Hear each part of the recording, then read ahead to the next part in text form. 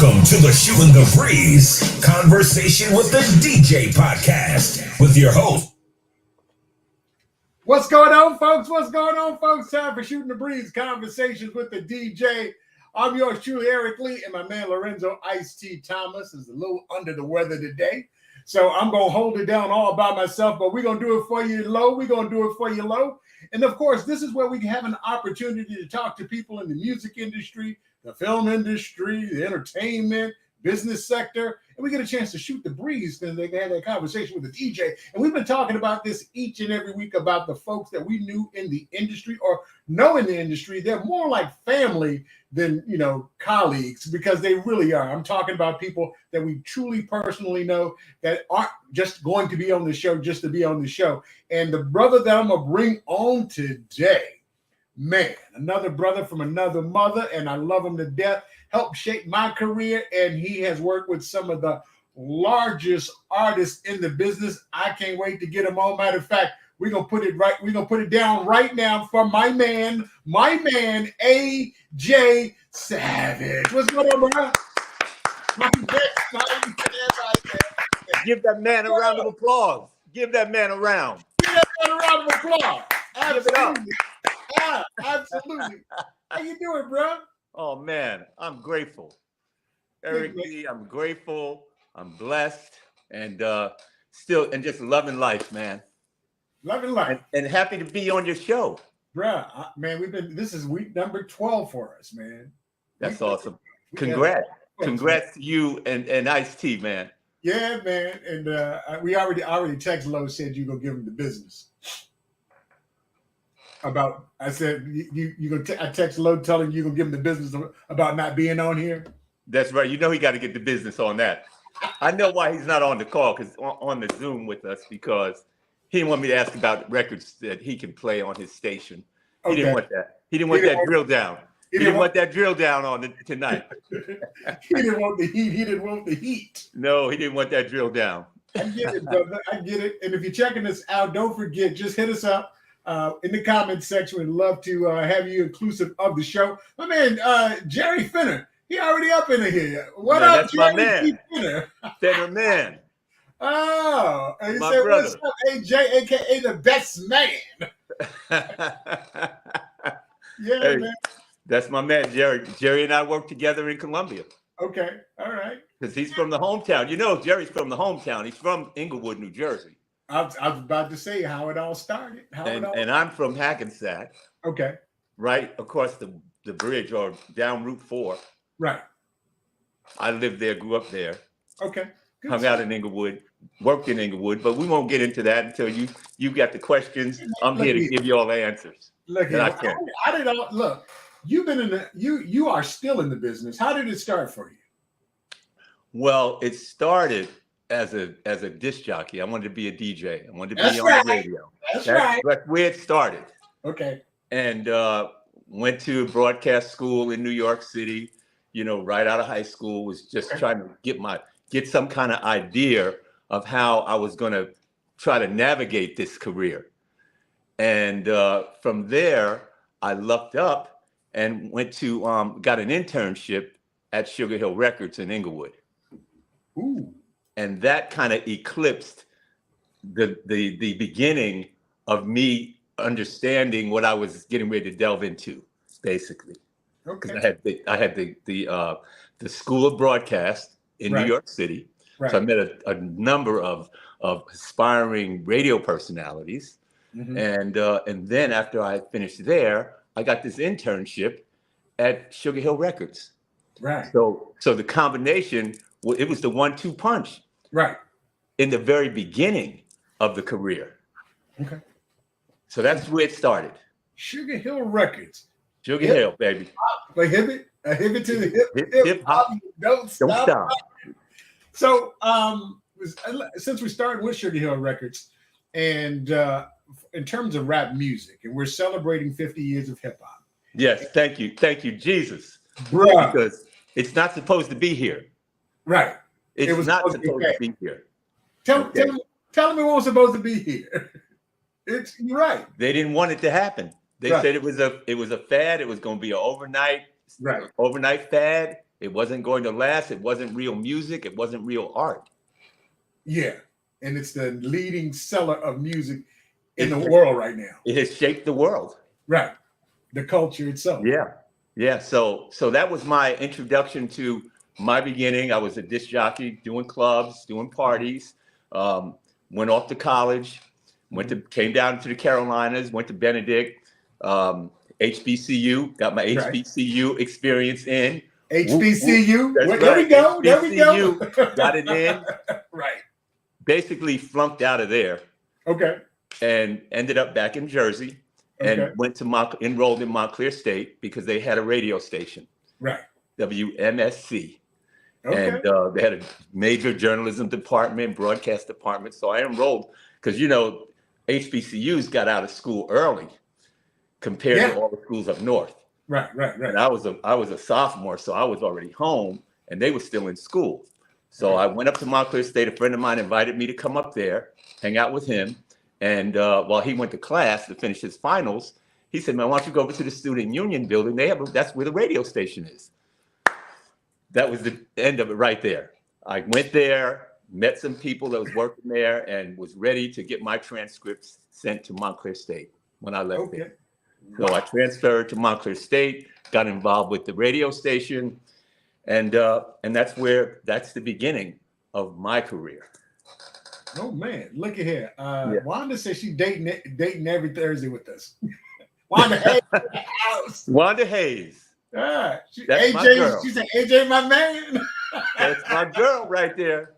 Yeah, Wanda did the show. She's probably like the third guest on the show. Nice. Man, love good. Wanda. Yeah, love man, me some Wanda. Everybody loves Wanda. Yeah. So, yeah. So you're in college. You're DJ now. You went to Sugar Hill Records, which is monumental when we talk about the history of hip hop, because it was one of the first hip hop labels, or did hip hop, and you were there. So what does that mean for you as a person that's been in the business for as long as you have, to watch the birth of hip hop and to see where it is right now? That to me is it was groundbreaking. Right. And when I say groundbreaking, I don't just mean groundbreaking for the culture, groundbreaking for young guys and young women that work there that didn't have any knowledge of the record business. So we were all taught. We were taught the record business from two of the best Black African Americans, family-owned business. And they were the best at it at that time. They were the best in the business. Right. Joe Robinson, Sylvia Robinson, African American, they were the best. Right. Not taking anything away from Stax and Al Bell and Berry Gordy, not taking anything away from them, but they were delved into a new culture. They went to something that has never been done before. Never been done. They didn't even have rules or guardrails or regulations for the music, or how they were making the music. They didn't have that. So what it means to me, it was it's spiritual to me, because I found my way through working with them how to navigate inside of an African American independent business. Right. And they taught me that. And being an indie back in the day, that thing was rough. They were the super indie though. Oh yeah. Because they didn't just come into the game from Sugar Hill Records. Right. They were all platinum, which was the label the Moments were on. Oh, okay. The Moments, the Whatnots. I don't want to date myself here, but those were two of the biggest groups that they had. Oh yeah, I remember them. And I'm dating myself. And the Moments. Yeah. And the Moments were big. Yeah. Love on a Two-Way Street. I found love on a two-way street. Go ahead. And then, of course, Stacey Lattisaw put in, she jumped on it afterwards. You know what? That was a whole nother learning experience that I was able to see manifest itself. Okay. Because the Moments had already ran their course, basically, at that time. And they were migrating to a major label. Right. And so there was a little dissension inside the company Right. that I got to witness. There was so many things that, like I said, the history of Sugar Hill, all platinum, I was blessed to be able to see how things work and how people conduct their business, especially Right. Black entrepreneurs that had something that was very powerful. Okay. So you worked at Sugar Hill. You went to school. You're a DJ. How'd you get? Well, what was the next step? What was the next spot you hit? The next step was an internship at Channel 9 TV in New York, WOR-TV, Okay. as an intern. Okay. I interned my entire college life. Okay. That was something that I was told through, I'm trying to remember who told me that it was going to be crucial to my career to do internships. And so it stuck in my mind. And that was the only way you could get the inside intel at that time, to meet the right people. Right. So I got an internship. It was the irony behind that. I was a couple of my colleagues were getting ready to graduate, and they were getting jobs. Like I can't remember her first name, but her last name is Tinsley. She was interning at BLS, and so I got the camaraderie with her, and she said, here's the information. Apply for an internship at BLS. Because I'm now taking a job. They're giving me a news job. And so they're going to be looking for another intern. Right. And I'll recommend you. So I did that, sent my information in.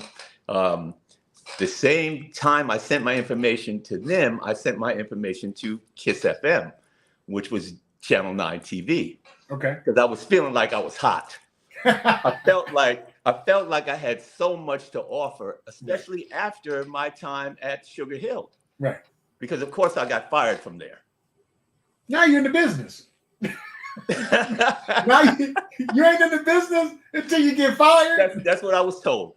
So of course I was fired from there. Right. And my little heart was broke.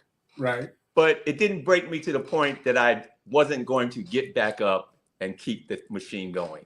Because I was still in school. Remember, I was still in school and doing my my radio show from Montclair State, DJing. I felt like I was hot. Right.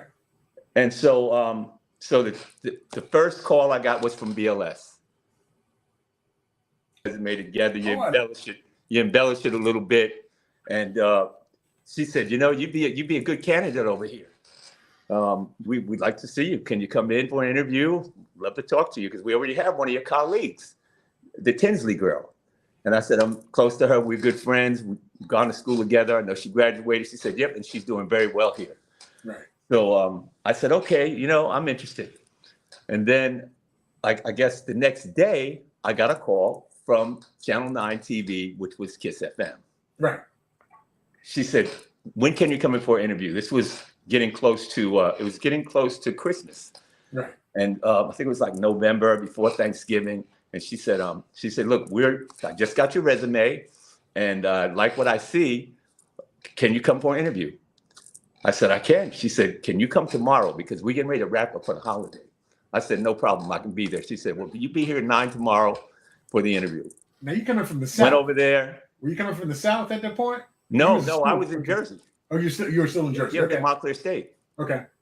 And so went for the interview. She said, HR had me there, and she said, looking at your resume, you have a lot of college radio experience. We just hired our last intern for KISS FM, but we do have an opening in television, in advertising and promotion. And so I kind of frowned. And she said, all right. She said, listen, I want you to go upstairs for the interview. You're here.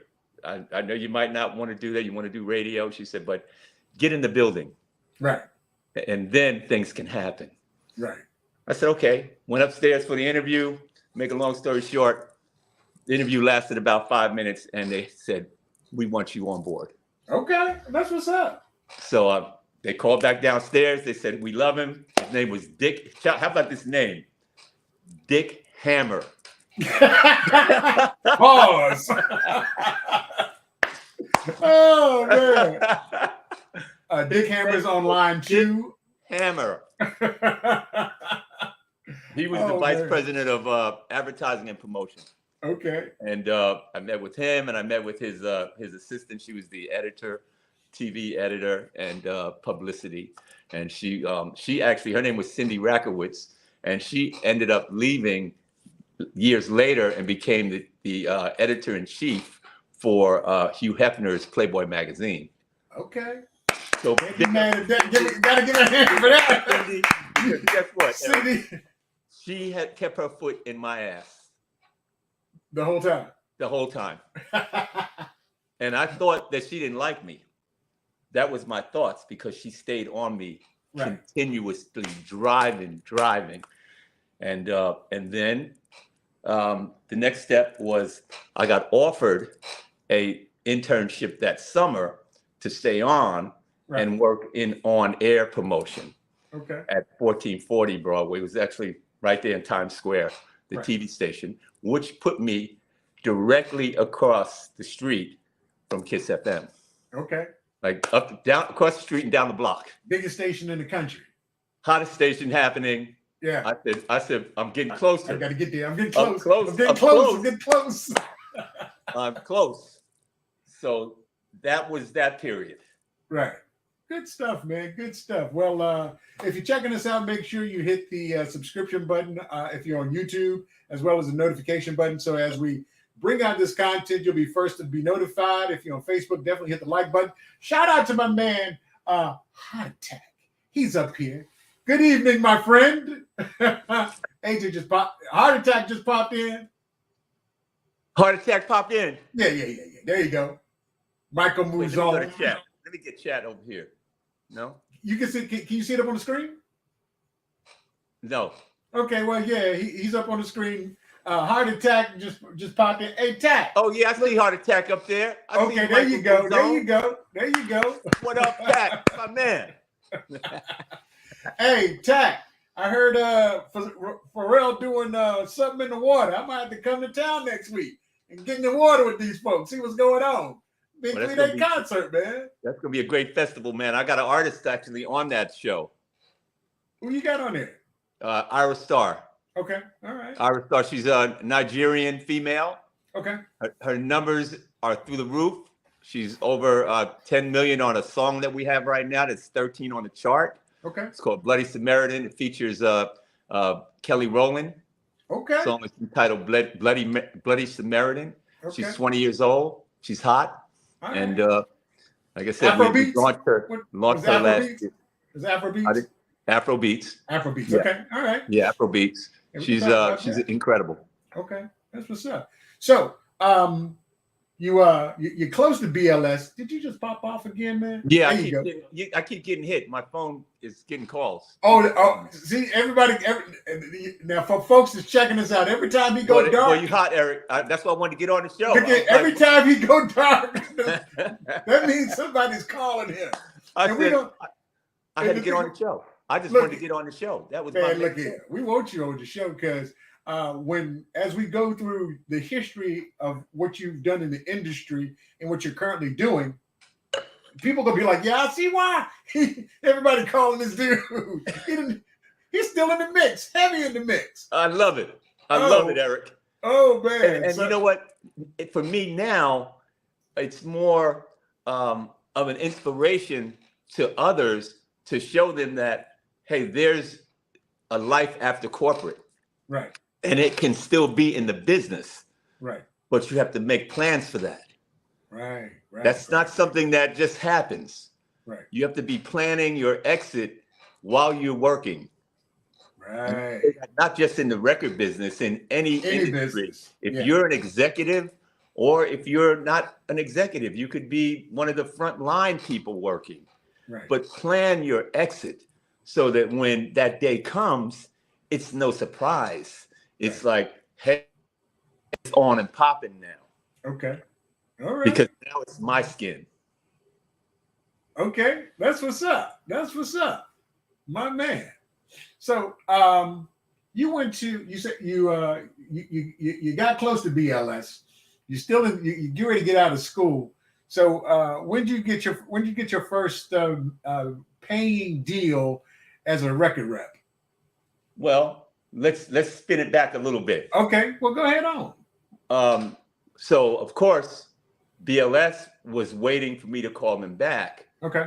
To let them know what I was doing, whether I was coming for the interview or not. So when I called BLS and told them that I had already accepted an internship, and so she said, "Do you mind me asking where?" And I said, "Sure, Channel 9 TV." So she said, "Is that's Kiss FM, right? That's our competitor. So you would rather go over there to work for them, opposed to work for the biggest African-American broadcast company not just in New York, but in the world." So did they threw the biggest African-American on you? She drilled down on me. She drilled down on you? She definitely drilled down on me. Okay. She said, the last thing I remember in the conversation, which really stuck in my mind, was that she said, "I hope you don't show up here for a job when you finish your college education, because you'll have to talk to me." Oh. And I just said, "It's a paid internship. You all are not paying." So I said my case. Right. I said, "I'm a student. I don't have a job. I'm hungry. I'm starving." Okay. Besides the fact I'm gonna have to commute every 2 or 3 days over here after I go to class, and it's tolls and bus, train, whatever I've got to pay to come to work for free. Yeah. So she said, "Well, that's the price you pay. That's the price you have to pay to work in this industry." And I said, "Well, Channel 9 is offering me an education in the business, and they're going to pay. So I'm sorry, I have to take that opportunity." And she hung up, I hung up, and the rest is history. Ooh, the biggest station in the country. And not in the country or the New York City, but in the world. In the world. Yes. You like this? Y'all ain't paying me? Sean, y'all not paying. So it's not that big to me. It's not that big to me. Yeah, I need my cheese, baby. I got to have it. I got to have it. And so, of course, that was the intro to Kiss FM. And Sonny Taylor, Barry Mayo, Tony Q, Jeff Fox. The legends. All of them. It was my introduction to them. Right. And Sonny and I, God bless, rest his soul in peace, he really took me under his wing and his tutelage as a college student, and knowing that I was so hungry. Right. Every day I would. Somebody calling me again. He wouldn't let me do anything coming over there to the station. Right. Barry Mayer was, foot in his behind every day and every second. So he would be like, "Look, you and Tony Q go out for lunch, and maybe I'll see you at the Port Authority." Right. We going, because he lived in Jersey. Right. So I would always make my way to catch him at 5 o'clock going to Port Authority to get on that bus. Okay. And I had night classes at Montclair State. So when I didn't have night classes, I had early classes. Right. So when I would catch him at Port Authority, and we sit in the back of the bus, and I would hand him cassette tapes. I'd be like, listen to my tape. This is my demo. Listen to my demo. Yeah. Okay. Hey man, that's what we have to go through. If you want something, you're gonna find a way to get in. If you really want it. If you don't really want it, it doesn't mean the talent. It's not the talent that wins. Right. It's the guy that has that desire to make it happen and then learn and then perfect your skill. Right. Absolutely. So he took me under his wing for the duration of his time at Kiss FM. Right. And Tony Q and I became friends. I would go to lunch with him. Barry Mayo and I became close. Mm-hmm. And I was like, you guys fuck with me. Can I get a nighttime job? Can I get overnights? I'm on the radio. I'm at the college radio station. Can I get overnights? Can I get weekends? Can I get something? I know I'm better than that guy. That dude sucks, man. Put me out. But Sonny used to say to me all the time, he said, "AJ, you're going to have to leave the market to get in." Welcome to the business. So I took Yeah, very few people break in the number one market from college. That's very true. few. He said, Very you few. know what he said? He said it was more political than anything. Oh yeah. He said Of course. he said it was political for me to bring you on overnights or anytime, and you don't have any commercial experience. And you He said, got "I can't people, do it." you He got said, people in the that've been in the business for decades trying to get to New York. trying to get to New York. He said, I Right. can't do it. He said, but you go out of the state, get a job. He said, you'll get a job. He said, because you sound okay. He said, I'm not going to say you sound great. He said, you sound okay. You all right. You'll get a job somewhere. Somebody will hire you. I said, okay. And so I did. I started sending air checks all over the place. Right. I was And for stealing you money. folks I was out using there, my little stipend that I was getting from Channel 9 TV. right. Well, no, I was sending out 10, 15 tapes a week. Please listen to my demo. And those guys were hard. Boy, I got some names. I'm not even going to give up no names. Okay. Tonight. Well, you can if you want to. I won't give them up. And for your folks, for the folks out there, he said air checks. And for folks that aren't in radio, what an air check is actually, hold on for a second. I know you I got can't one believe back this. there. I can't believe this. No. Seriously. I forgot I had them here. These are air checks. It says Eric Lee air check. That's it right there. That's it. These are we had to have audition tapes. So if you wanted a job in radio, you have to have an audition tape, and you have to submit them to program directors who would then, evaluate you to see if they want to bring you on. So as a personality in college, we were making air checks all the time. But even as a professional, you're still making air checks because you want to go to another station. So I would always keep an air check ready. So if there was an opening at another radio station and I wanted to go outside the market, I had my it's a cassette. I can't believe I still got a cassette. You still got cassette. I still got a cassette. That's the official. That's the official baby. right there. That's official right That's there. official. Not the MP3 or not the not the flash drive. Yeah. The cassette is The official. cassette, baby. Eric, you're official. You always been official. As long as I've known you as a jock, as a music director, Right. you have been official in the radio business. You are one of the elite guys that had great rapport, great professionalism. As long as I've known you in the business, I appreciate it. You and Aaron Maxwell, My dude. those are my. You guys were some guys that I've had a high level respect for. I appreciate it. So, guys, if you're checking us out, feel free to drop us a comment in the comment section. In addition to that, if you are on Facebook, hit the like button. If you're on YouTube, hit the subscription button. And, of course, we'd like for you to share. Shout out to Sherry Brown. She gave them loving eyes. Okay, Sherry, we'll take that. Shout out to my man, Will Barnes. Thanks for checking Sherry in. Brown. That's Sherry Brown. Oh, Sherry Brown. Oh, okay. That's what's up. That's baby over there. Okay. Hey, Sherry. Shout out to Sean Rivers. She says good evening. She's always checking us out. And my man Tim out in VA, he's checking us out. Him and Rick, thank you for checking us out. So you told the biggest radio station in the world to kick rocks. Well, sometimes you got to do what you got to do. Right. Especially when it comes to the coins. Yeah, when it comes to the coins and you know what you're dealing with, you have to make, that's an executive decision you have to make. Yeah, I'm all about make that coins. decision. Be smart when you make that executive decision. I'm about them coins. And don't regret it. And don't regret it. Don't regret that decision. Just keep moving forward. Oh, not at all. So what was next? Next was while I was in television doing my internship, I was just dying to get on commercial radio. Right. So WNJR, which is in Jersey, it's in Newark, New Jersey, legendary AM station, was not far from Montclair State. Okay. So I said, okay, I'm getting in somewhere. So I started sending air checks down to Liz Satchel. She was the general manager there. And a longtime dear friend of mine, Fred Mills, which I'm sure you probably know of. Yeah. Fred was the music director at WNJR at the time. Okay.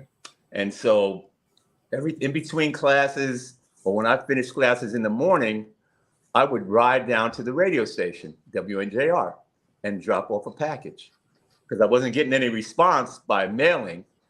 So I was like, I'm just going to drive down there when I have a break in between classes or after I finish classes. I'm going to drive down to NJR and just see if I can meet someone or possibly get an interview. Right. I understand enough air checks down there. They obviously Y'all know who I me. am. You know who I They is. know who I am. Right. I know the receptionist, whoever gets that mail knows who I am. Right. So I go there and the receptionist says, who are you here to see? I said, well, I'm actually here to see Liz Satchel. And she's, the first thing she says is, do you have an appointment? I said, no, I don't have an appointment, but I'm here. And I've sent several packages. So I'm here to try to see her. She said, well, she's in meetings and she's going to be in meetings most of the day. So I said, okay, well, I'll just hang out. I got a little bit of time. Let me just hang out here in the lobby. Maybe she'll walk out. Okay. Because she obviously knows my name too. So I sit in the lobby, I'm waiting, and I see Fred. He comes out of the office and walks by, gives me a look and goes in his office. So I'm like, okay, nothing's happening. Let me get out of here. So after about maybe the 5th or 6th or 7th or 8th or 9th time of doing it, Fred finally comes out of that office and he says, hey man, is somebody helping you? Because I see you here, like, 2 or 3 times every month. What's going on? I said, I'm AJ Savage. I've been sending air checks here for the last 3-4 weeks. And, I'm trying to get an interview with Liz. And so he said, oh man, well, give me the air check. He said, because they're obviously going into Liz's office and Liz is really busy. So she probably hasn't even had a chance to listen to your air check. Right. So I said, well, here it is. Here's one for you too, because I always had one. I always had one ready. So he takes it. He said, hey, man, I'm going to take it. I got another meeting to go to. I'll take this. Right. Give me a call or I'll call you. So in the back of my mind, I'm saying, okay, here we go. Now I got somebody else to chase. Right. So I'll chase my man. So the next time I went down there, I didn't hear from him, didn't hear anything. So I went back, of course, again. And he comes out. And he sees me there. He said, hey, man, I'm sorry I didn't get a chance. You know Fred Mills. Fred's a great guy. He's one of the nicest brothers you ever want to meet. Right. And shout out to Fred. That's my guy. Okay. So I'm going to give you this 360 really quick. He said, hey, man, I listened to your air check. You're nice with it. You're okay. He said, this is what I'm going to do. He said, I'm going to get you an interview with Liz. The next time you come back, he said, why don't you come back next Thursday, same time? And he said, I'm gonna have your interview set up with Liz. I said, okay, no problem. I'll be here. Next Thursday showed up. He comes out. He said, hey, Liz is gonna see you. Next thing I know, Liz comes out and she said, apologize. The first thing she did was apologize. She said, come on back to my office. And we're talking about what I was doing, what I was trying to do. And she said, if she put my air check in, she said, you sound good. You sound all right. She said, I'm going to give you a shot. I'm going to give you a shot midnight to 6, Friday night. And we'll move from Friday night possibly to Saturday and then maybe some swing if you can do that. Right. Because I see you have, some things you're still completing your education. I see you got an internship going on at Channel 9 TV. She said, so, we'll see what we can work out. But I'm going to start you off next Friday night, midnight to 6. So that was the introduction to commercial radio. That was my first shot at commercial radio. Okay. And I enjoyed it. And I met Dr. Perry Johnson. Okay. Who was one of the greatest radio personalities of Philadelphia. And he was on his somewhat hiatus. Right. I got to sit and talk with him because he was coming in Saturday from 6 to noon. Okay. And I would sit with him for like an hour of his show and talk to him about the business. So he gave me so much wisdom that I just, like, when I would leave there, like my head was literally bursting with ambition. AJ, it's interesting because I don't know if kids will do that anymore. They won't. Will go through and be persistent about what they want and don't take no for an answer. Right. It's just an obstacle at the time. No means no right now, but doesn't mean no tomorrow. Because I'm gonna ask you tomorrow. Hello. And you said no. Well, I'm gonna ask you tomorrow. After that, Exactly. No, it's just for now. It's just no, for now. It's temporary. It's temporary. No, it's temporary. And shout out to Sean Rivers. She said, "Now that's how you do it." Oh man, my man Greg Diggs is in the house. Yo, Greg, I owe you a call. What up? Yeah. Mr. DET. Yeah, he said KYS. Yeah, I can't. My man. I can't wait to get Greg on because in terms of the culture, oh my God, what he means to the culture, it's incredible. It's incredible. And when people, and the crazy. Artists and the executives, that came up in the era with Greg, you know, we're gonna have to have a 3-hour segment. Greg, we ain't gonna hold you for 3 hours. That's a whole afternoon. Yeah. With him messing with Greg. Yeah. I'm gonna call you tomorrow for real, Greg. Caught up on that radio stuff. Because I told I owe him a call. But so those kids. So that was the first introduction to commercial radio, and I owe it to Liz and Fred and Dr. Perry Johnson for just giving me some guidance. Right. Because shortly after that, Kevin Fleming went to the Big DM in South Carolina. Okay. And I sent air checks. I was sending air checks at that point all over the country. And I only had a couple of offers and there was only one really that made any sense to me. And it was the Big DM in Columbia and in Sumter, South Carolina at that time, that big 100,000 watt down there in Sumter, South Carolina, that covered almost the entire state. Yeah. When he called, and it was the irony of him calling me was really just, I don't know, it was like some divine intervention, really, because he called on my resume. I had the television station's number on my resume.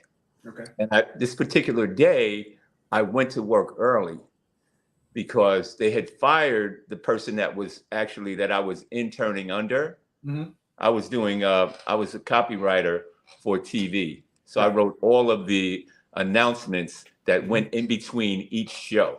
Okay. As an intern, that was really internship bad labor. Okay. Okay. Like they were paying me intern wages and I was doing a full-time major job, a union job. Right. I was a writer for all of anything that went in between a show. Mm-hmm. I wrote, and the announcer, he read it through teleprompter. Yep, he read it. He read it and recorded it. Okay. And I got cussed out many times. What the hell is this? What are you writing? Did you even read the bib book? Did you even read the bib book to write this nonsense? I said, listen, I'm doing the best I can with the time that I have to get this done. Right. Just like doing a traffic log. Right. Same exact procedure. Right. When you have to schedule your Thursday through Sunday. Right. By Wednesday, you got to be working on Thursday, end of Thursday, Friday. Yeah. So that when you come in on Thursday, you're finishing up Saturday and you're finishing up Sunday on Friday. And then going back over everything. Yeah. To make sure everything is tight. So the copywriter that writes all those bumpers, he has that job. Okay. On Monday, when you come to work, you're already working on Tuesday, Wednesday. Yeah. So I did that job. Okay. And so when Kevin called me, I went to work early. I just happened to go in early that day. I was like, I got to get to work early today. I got exams going on. So let me go to work early and get this done. So I went to work early and the phone rings. It was like 9 a.m. And he said, it's Kevin Fleming from the Big DM, AJ Savage. I said, you got him. He said, hey man, I've listened to your air check. I'm the new PD here at the Big DM. He said, I like it. I'm interested in you coming down and doing on-air production and being a jock on air, 7 to midnight. He said, I'll start you up weekends till you get comfortable. He said, and then we'll slide you into 7 to midnight. Okay. And Kevin is my guy for life. He gave me that first shot. Okay. First real shot. Okay. and we were a great regime. We had a hell of a ride. The Big DM. We had a hell of a ride at the Big DM. Okay. And that was my shot into commercial radio. So my career in radio was about 8 years, if I think about it. I did about 8 years in radio. What made you transition to records? I think the bug that I had from Sugar Hill Records. Okay. And then there's some stuff in the middle of all that. I created South Carolina Record Pool, which was a DJ organization. Yeah. I had the first record pool in South Carolina. Right. There were none when I went there, and I created one of the biggest one that existed for 16 years. I ran it for 16 years, and then I segued it. But DM was a great ride for me. I learned a lot. Kevin Fleming and I. Kevin, prayers for anyone that knows Kevin that's listening to this podcast tonight. Prayers for him, the Urban Buzz editor and founder. He's not well. He's having some health challenges. So everyone that's on this podcast, please send up a prayer if you know him. Even if you don't know him, send up a prayer because he's a dynamic brother. I'm sure you know him, Eric. Yeah. So I spoke with him last Saturday. So prayers are absolutely going out to him and his family that he has a speedy recovery. So then of course you know that trajectory is you're at the Big DM. It's a big station. You want to go somewhere else. You want to go to a bigger market, of course. Right. That's my dream, to go to a bigger market and do my thing. And as time wore on me, realizing that you're going to have to move. You're going to have to move around. But I told you early, you got to move. You're going to have to move. Got to move. So that's when I had the opportunity to meet the Jerry Fenner. Oh, yeah. My man. Jerry ended up in South Carolina for a stint there, and then he moved around. He went to DC, worked with KYS. I'm sure he worked with Greg during that time when he was there. Jerry and I became close, working at the station in Columbia, and then, like I said, I ended up at a Bishop Willis facility when he put the station on. Crumbly was Steve Crumbly. Big shouts to Crumbly. Yeah, Black Radio Hall of Fame inductee, Hall of Famer, 2023. Steve Crumbly recruited me to come over to the new station in Columbia. I went there, and just the things that plague African American businesses really kind of gave me a bad taste. Okay. And I was a somewhat an entrepreneur myself at that time because, as I said, I had South Carolina Record Pool. That was working, that was becoming very successful in the marketplace and in the industry. So I had some entrepreneurial skills that allowed me to make some good friends in the record business. And I segued into the record business in 91. Okay. No breaks, no stops in the middle. It was a straight ride. Yeah, straight ride. Whereas I know that when I talk to several other radio people, I know the radio people, I know the radio life. I know that because I moved around a little bit while I was in radio. I moved around. So I understand you're going to be moving. You just hope that you move to marketplaces that you want to stay for some time. I just happened to go to a couple marketplaces that I was just ready to get the hell out of there as fast as I could get off the air. Man, I went from VA to Florida. Now I'm in Atlanta. So I pretty much everywhere I go, I spend a lot of time. So I've been since 2006 now. That's a blessing. That's the blessing that you can stay somewhere for, and plant your feet and get some roots and get to enjoy the city. Yeah. So then after that, I segued into the record business. My first job, I got an experience at Swartz Brothers. Okay. Which I'm sure you're familiar. Old school. Swartz Brothers, was the first distribution. I was a rep for all of their independent projects. Okay. Worked Priority Records, which was NWA, Ice Cube, Ruthless, all of those labels, Salt and Pepper, Next Plateau, worked all those labels and artists. And then after about a year, because I was a national, they made me a national right away. I didn't even get to be a regional. They made me a national. You are talking about no breaks. I went straight from radio. Yeah, because at the interview, and this is, I always say that this is God's blessing and this is God's dream. I'm truly what God put in me to do. I went for the interview and they hired me on the spot. They said, you can go home and call us back, but you're hired. If you don't want to tell us today, but we're telling you that you're hired. Right. And we're telling you, we're going to give you, let you know what your salary is going to be and your expense account. And so I was married. I was married and I had my son was only like a year old at the time.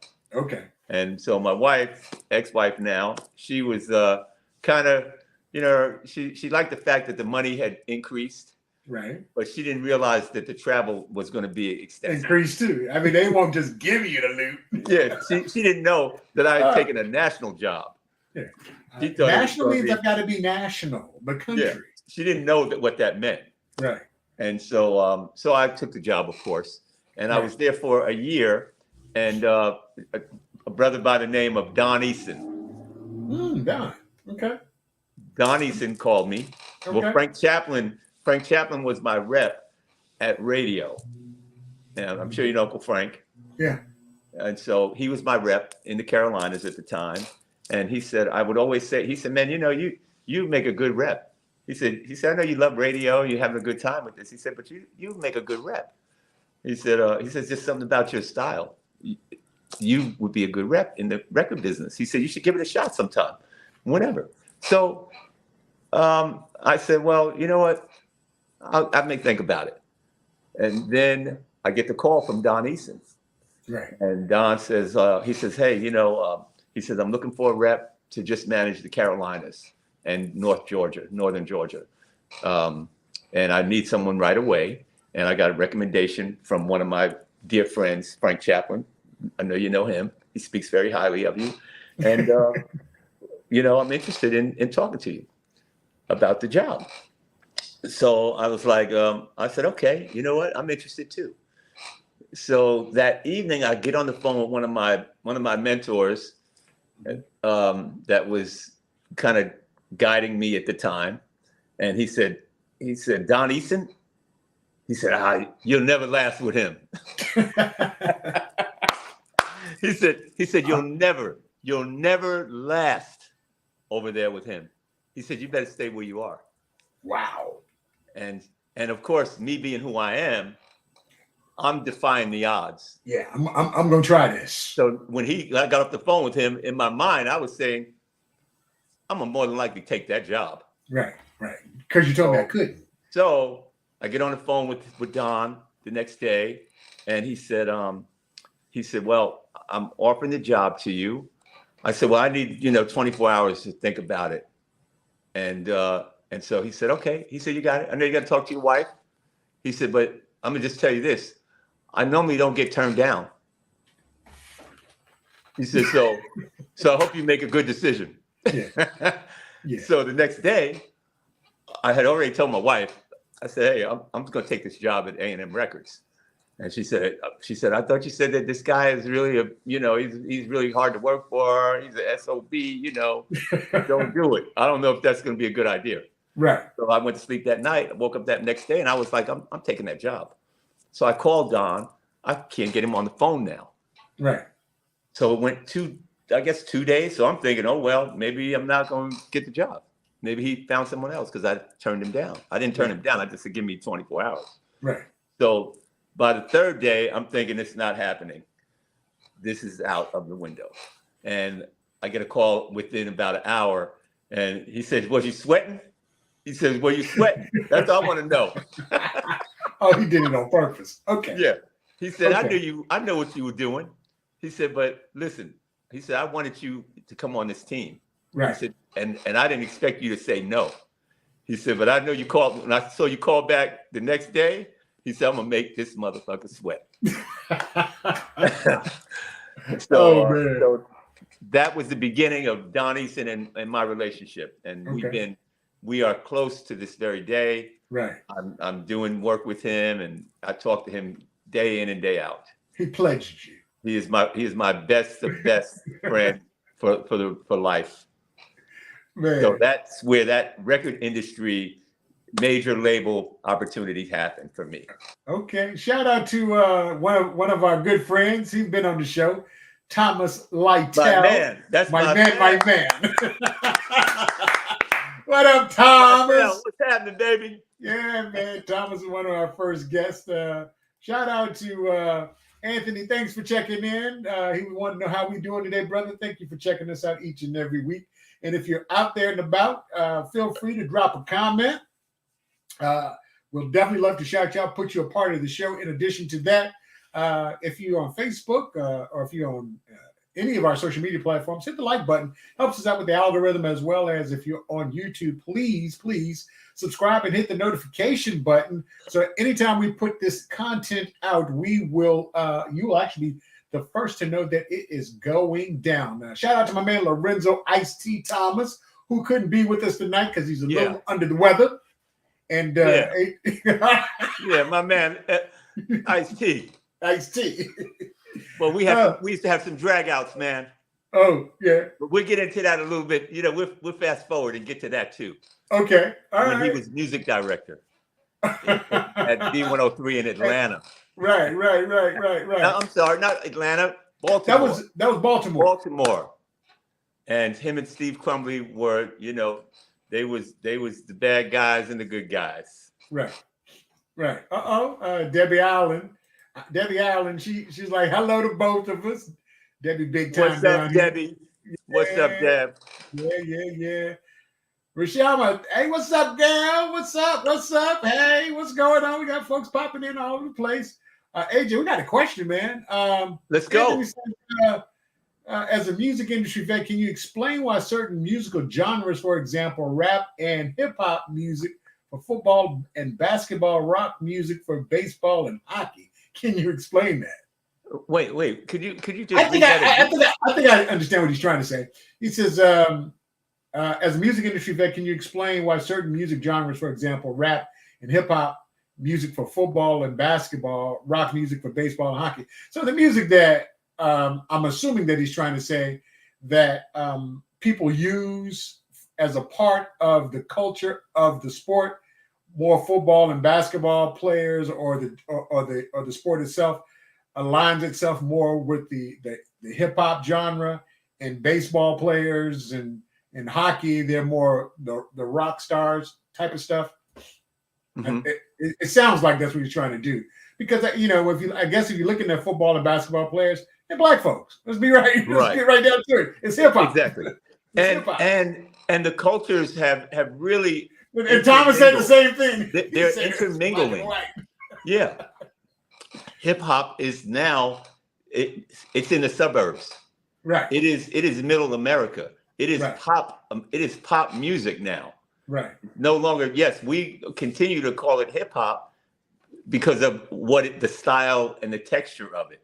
But it's pop culture now. Yeah.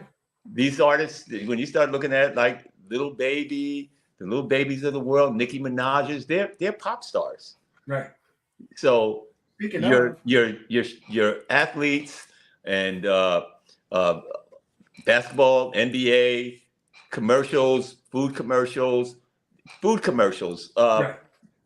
all types of detergents, all of the products that are advertised on TV, they're using hip hop artists, their music as the sound effect, as the soundtrack to these commercials. Right. I just saw one the other night, and there was no rhyme or reason why they had a hip hop song under the commercial.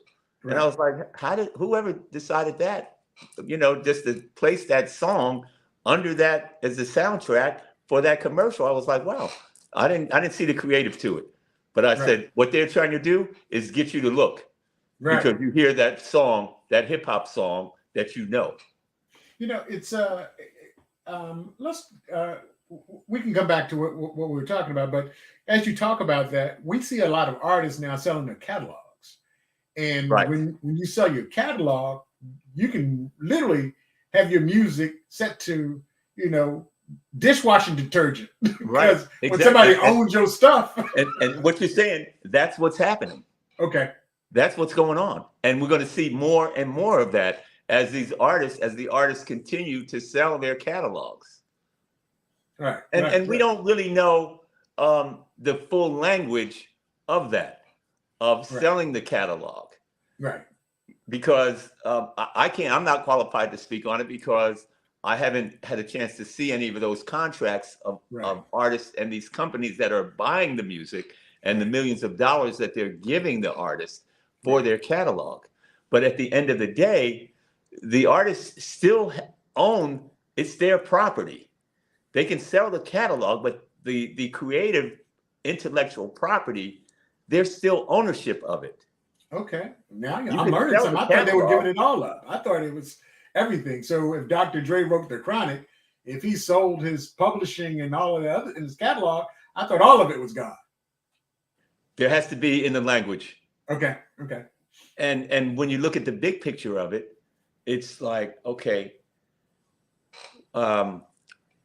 where am I going to benefit over years to come while I'm alive of my catalog when it's just sitting and it's streaming and I'm licensing it. The mechanicals are being used overseas. Okay, now I have to pay someone to keep up with that royalty percentage. ASCAP and BMI. You have to pay someone to keep up with that. Sound exchange. Yeah.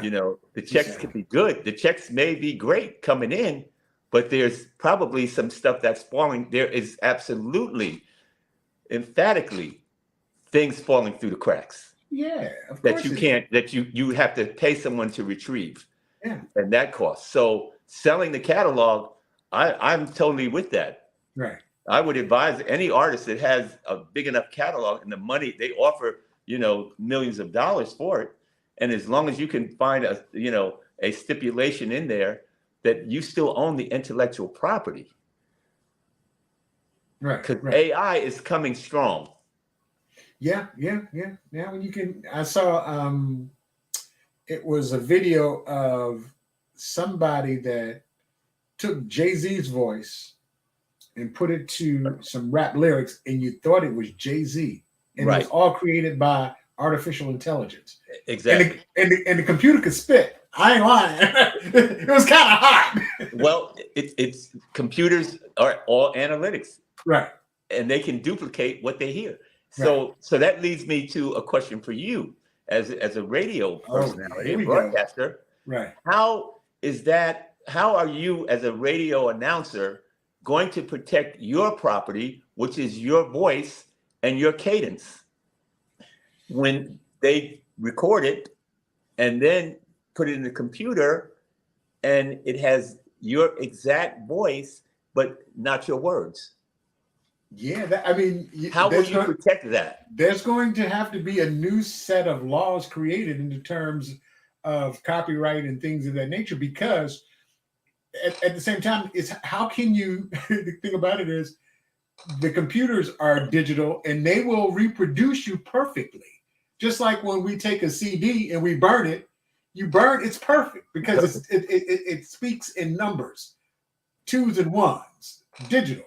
So, there are a lot of jocks that hate this whole AI thing because eventually they think we can be replaced. It's going to. They're going to replace. They will replace you. They're going to replace. Yeah, they will replace you. Yeah.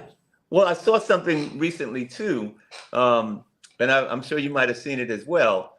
They had Rihanna singing all of the songs from other artists. The AI version of it. The AI version. Yeah. She was singing everybody's songs. They had her singing Whitney. They had her singing Mary. There was like the catalog of music that she was singing was just amazing. I was like, wow, they really showing us that they are going to do some damage with this, with AI. They're planning to do some damage.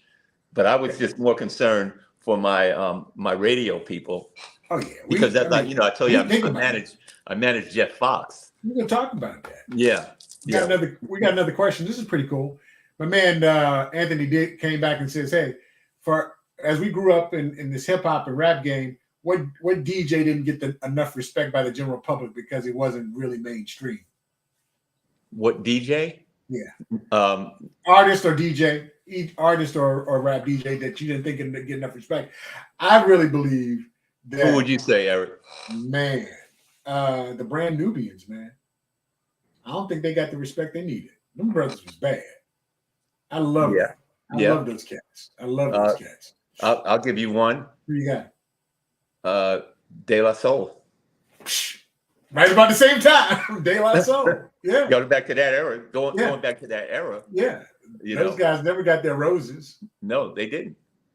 And that's one of the reasons why I do this show, so I can talk to brothers like you and sisters like Wanda and Arlinda and all of the other women in the industry that I plan on talking to. A lot of folks don't understand that the Beyoncés and the Janets and the Princes and the Michael Jacksons of the world, there were people like you that had to go into radio stations, record stores, every DJ, back alleys in order to get their records played. So when they heard them on the radio, it's so interesting because, and I'm gonna ask you about this too. Talking to, people that were actually in the room and having a conversation with Parrish, and he said that JD didn't want money in a thing with Jay-Z and JD to be a single. To hear that was like, that was a big record. He's like, yeah, but it was crazy. The fact that he said that he was in a room when they didn't want Lauryn Hill. They thought her album was whack. Right. The miseducation of. I was like, yo, he said, yo, you wouldn't believe. So when I get a chance to talk to cats like you and to talk about the industry and things that almost didn't happen, but actually happened, you're like, yo, and we look at it now and say, my God, how could they not hear it? Or why would they go away from that? And to hear about other artists that didn't get their just due because somebody else was coming down the line that they had to take care of before it was crazy. But it's good to hear those things though. Heart Attack said Stetsasonic. Stetsasonic was tight. Stetsasonic, they were tight. They were Saturday tight. Walks. Underrated. Definitely underrated. Underrated. Yeah. Definitely. But going back to your point of songs that were not actually wanted to be put out or released, a lot of times it's politics involved. Right. Okay. From a higher power, meaning the top of the Eiffel Tower. Right. Because of maybe a publishing matter. Maybe the splits weren't the way the company wanted those splits to be done, but they were it's money. Absolutely. It's always about money. Right. And then there's also, the other factor is too that you have to factor in that all executives don't have the same ears. Right. That's also a factor, or just not knowing. Right. In Paris's defense, they didn't know. A lot of people couldn't hear a hit record that worked in a positions to push the button. Right. And he told me that. I was like, he said, man, I had to fight a lot of people. We as executives behind the scene, any executive that has worked for a record label, they've experienced that in the meetings. Songs that promotion is the grunt of a label and releasing the record. Because the promotion department basically is the eyes and the ears to the streets. And the passion for the records. Thomas said LA passed on Lady Gaga. Man, listen, I have one for you. Warner, while I was vice president of Warner, they passed on Ludacris. Wow. And I was ready to put my job on the line for that record. Fantasy, the first single, Fantasy. Yeah. Let me tell you something. I fought tooth and nail for them to sign that. And they just wouldn't do it. Another artist that I fought for while I was at Warner that they couldn't hear was Black Eyed Peas. Get out of here. See, this is the good stuff. Black Eyed Peas, man. My family members was working with them at the time. So they didn't want Will I Am. And he came to me. He said, "Hey, man, Virgin Records, has that kind of eclectic lane." Right. Even though we were hard on hardcore, we were hard in the rap lane because Right. we had Rap a Lot. We had the Rap a Lot situation. Right. And then we had the Benzino deal, also out of Boston. So we were in the rap game pretty heavy. Right. And then we had a couple other artists we had Lenny Kravitz over there, and we had Tina Turner. So we had, that lane of eclecticness was there for a group like the Black Eyed Peas.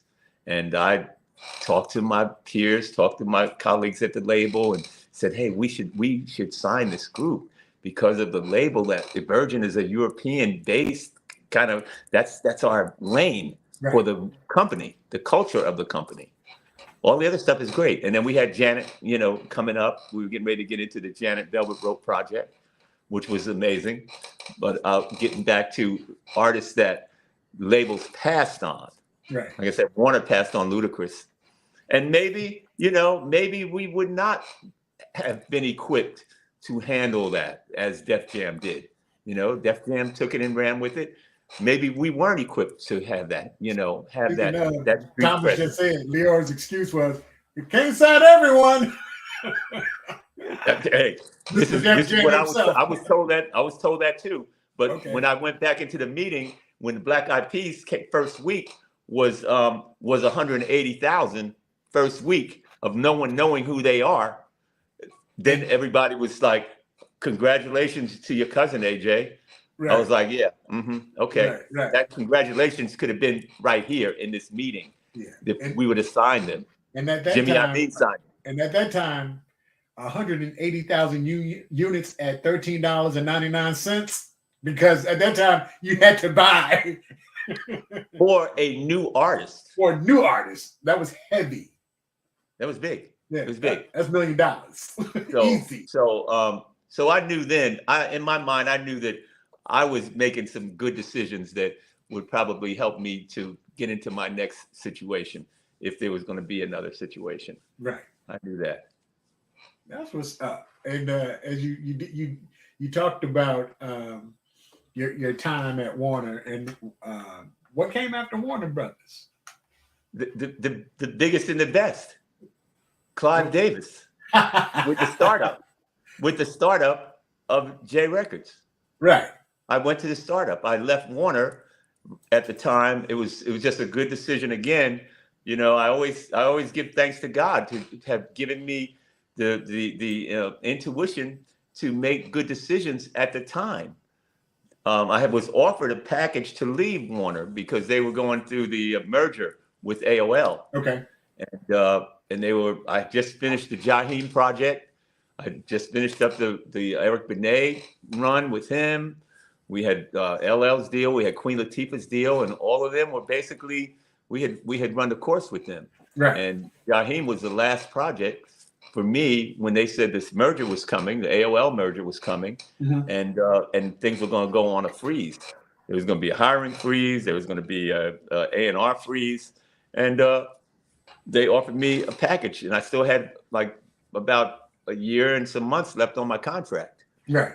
And so I said, all right, I'm gonna opt out.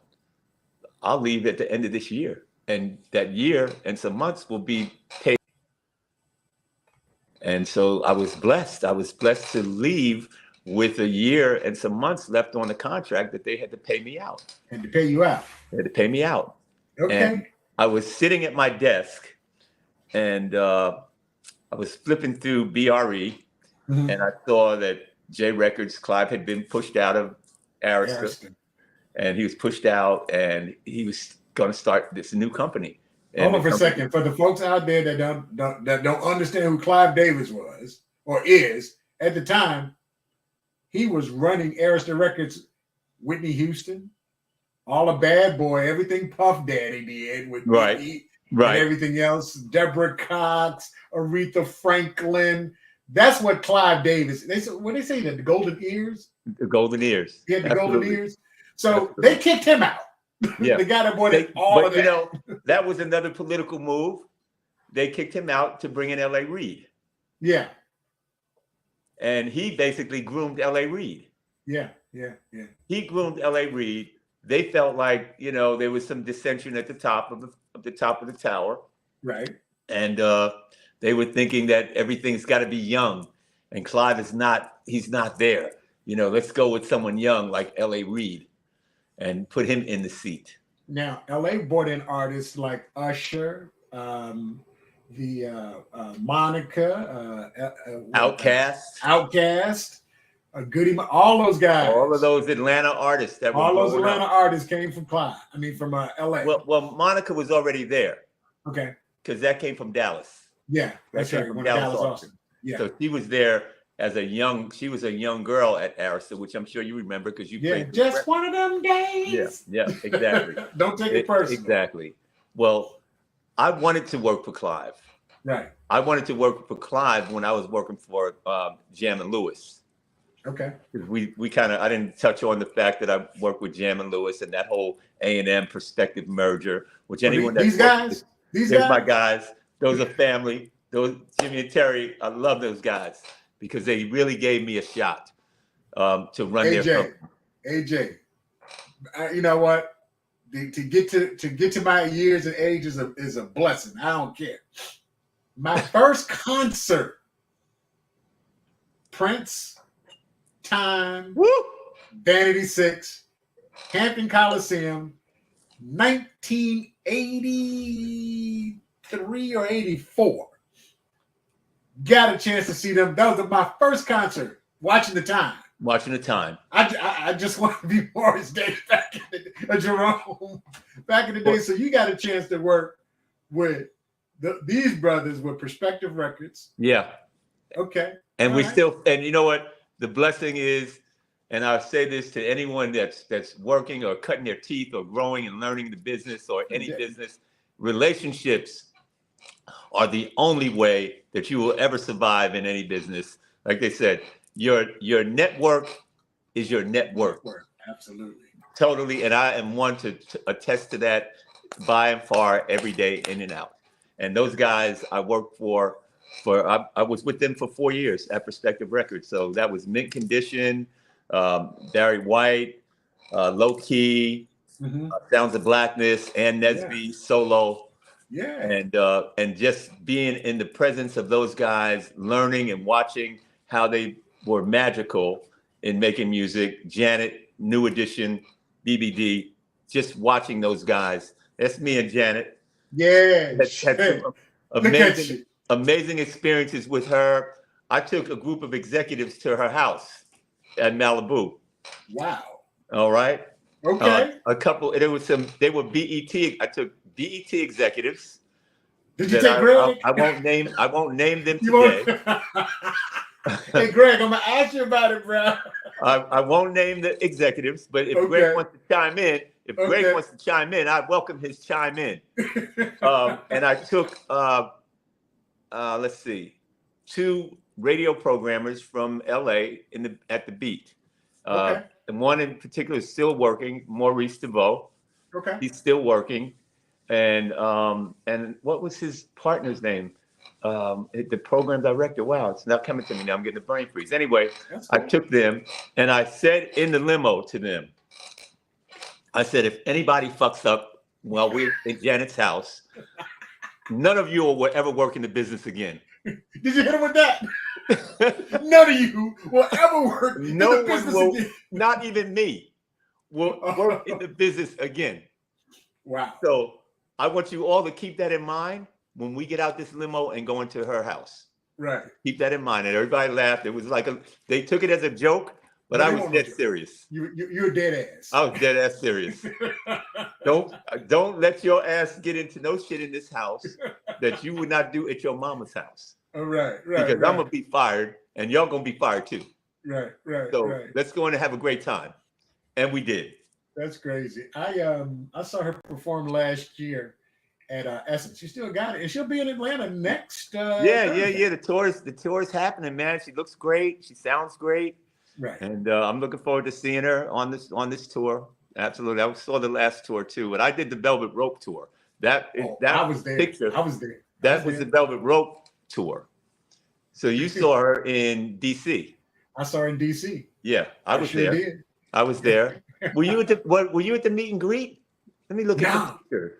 No, you weren't at the meet and greet. No, because I have the picture with Ludacris opened for her, didn't he? Yeah, I think he did. He opened for her. Yeah, he had that damn Cadillac on stage. Yeah, he did. He did open for her. Yeah. No, I have Hector because I have the picture right in front of me actually. Usher. And the picture. Usher was on the show too? Usher was on one of the shows. Usher was on one of the shows. Yeah, I have the picture with Dave Dickerson and Hector. Okay. I'm gonna grab it. Go ahead, do your thing. So yeah, this is so for folks out there, make sure you hit us up on our social media page. Feel free to hit the like button, as well as the subscription button for YouTube and the notification button. We do this each and every Thursday night where we get a chance to talk to some of the industry vets that were behind the folks that we're showing pictures of and things of that nature. Oh, okay, let's see. Okay, I see. She got the jean joints on. She got the jean jumper on. Can you see it? I can see it. Matter of fact, I took the solo. Dave? Yeah, I see him. You see Dave right there? Yeah, I see him. And Hector? I see old Hector right there. And standing right beside Janet. Yep, and there's my rep. You know Vito. Yeah. Oh yeah. Vito, you got to be on the show, my brother. So I don't want to tell you about Vito. Oh no. I mean, I hung out with Vito way too many times. Yeah, so you know Vito. Yeah. Vito got all of us hung out to dry. What did he do? It was, I guess, the second, because I was there, because the DC show was about 3 shows. Right. I think 2 shows. Okay. So the first night, he's there, and I'm in Carolinas. Right. Okay, and I had only planned to pop in on a couple of the shows. DC wasn't one of them. Okay. And because I was in the middle of some negotiations, I was getting ready to actually leave the label. Right. And so I was like, I'm going to do a few of the shows, but I'm not going to do very many of them. I'll make sure I do New York because that's really the last show, the HBO special. So so I get a call at midnight, the first night of the DC show. Right. And it's the road manager, and he's like really loud, and it's midnight, and I'm like, hey, what's going on? He said your rep down here. This son of a bitch came back here with this jacket that he wanted Janet to put on. Do you know anything about that? And I was like, I don't know what you're talking about. He said, your rep had a jacket and he was in the back in the meet and greet and he wanted Janet to put this jacket on. And so I was like, what kind of jacket? He says, oh, it was some designer jacket. And the person was going to take a picture with her. He said, that is bullshit. He said, Janet doesn't do nothing. She doesn't take pictures. She takes pictures, meet and greet, and that's it. Right. I don't want to see him again. So it's like, I said, well, what about the show tomorrow night and the meet and greet? He said, you better get your ass down here to DC tomorrow so that you can handle that radio meet and greet. So needless to say, what did Vito do? Some jacket. It was the FUBU. This is when FUBU was really just getting hot. Okay.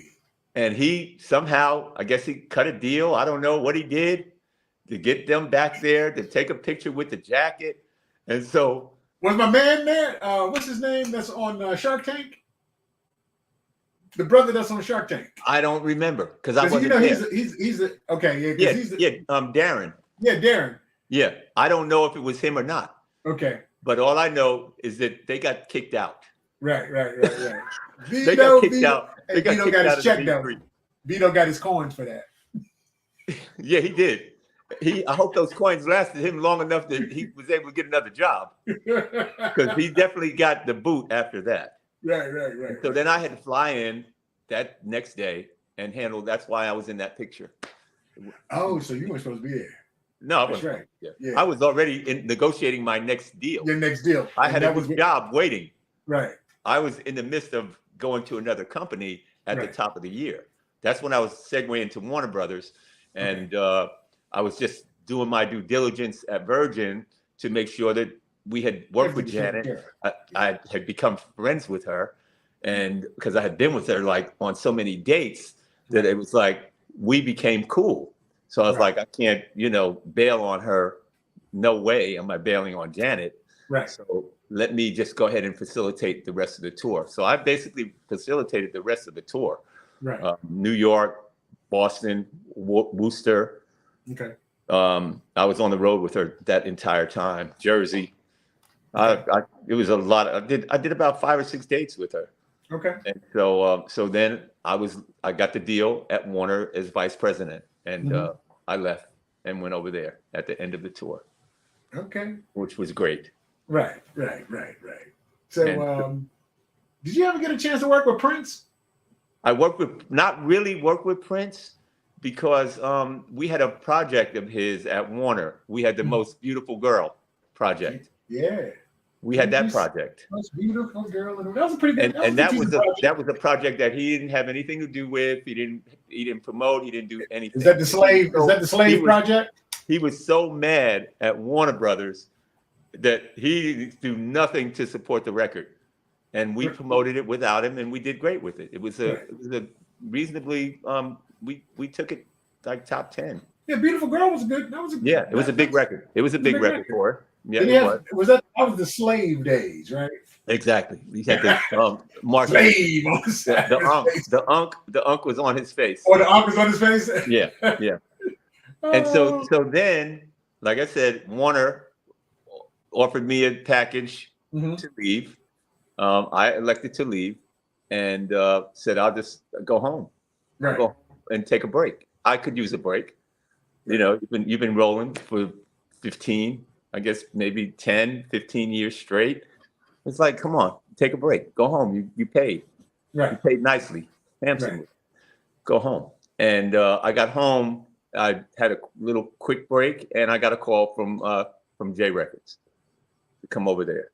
Live. Start this little label. Where I wanted to go. Right. I was looking at BRE I'll go back. I was looking at BRE while I was contemplating what I was going to do next. And I said, if I'm going anywhere, I would love to go to J Records. Right. And just go to that startup. I'll take a chance. I didn't have many options either. I got a couple of calls to take a job somewhere else, but they just weren't enough for me. I was like, you know what? They're going to change the whole dynamic. Right. And no one's changing the dynamic, because I'm going to be paid for the next year. Right. And if I take a job, I'm going to forfeit my money.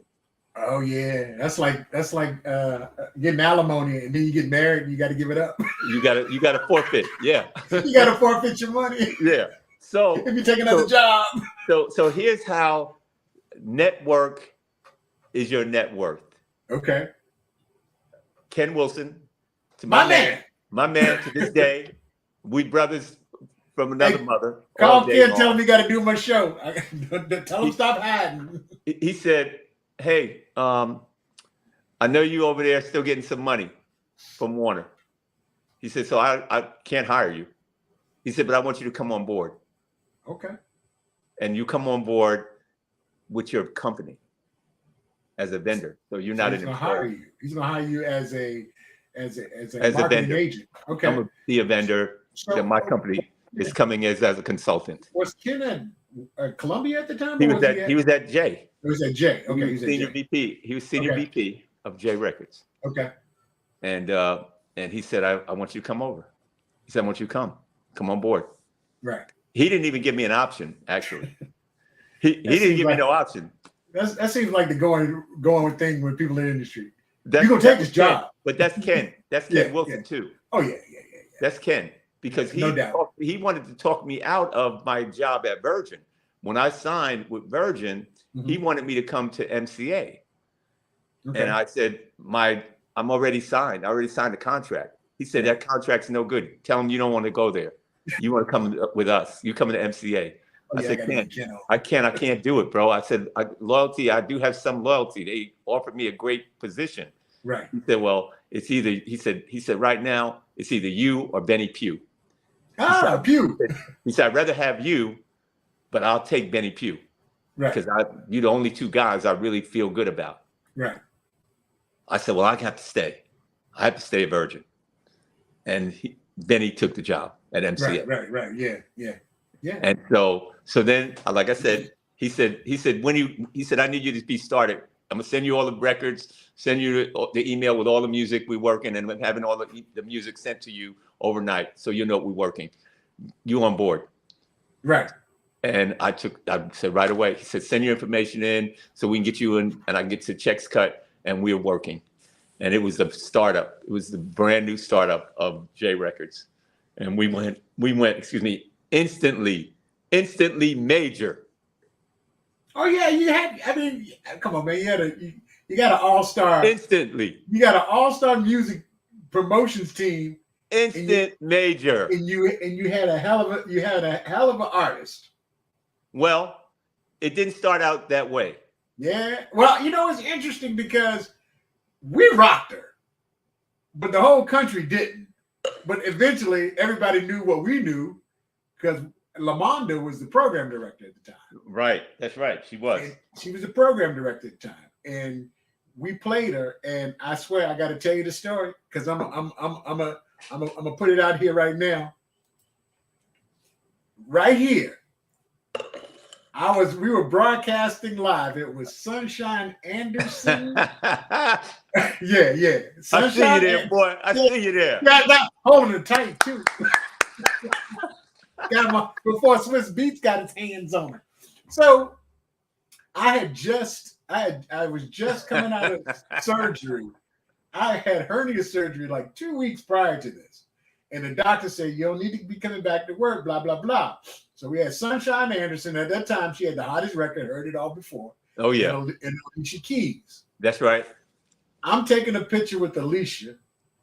And man, this is cool. All of a sudden, I just started to feel faint and funny. Started to sweating and blah, blah, blah. Next thing you know, they think I'm having a heart attack. They had to put me in the ambulance, take me to the hospital that day.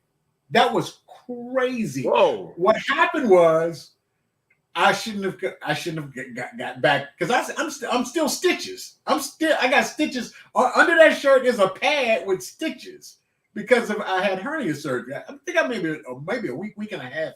So you had the umbilical. Yeah. I had the umbilical. I had that. I had it. I know what you got. I know what you had. Yeah, I had it.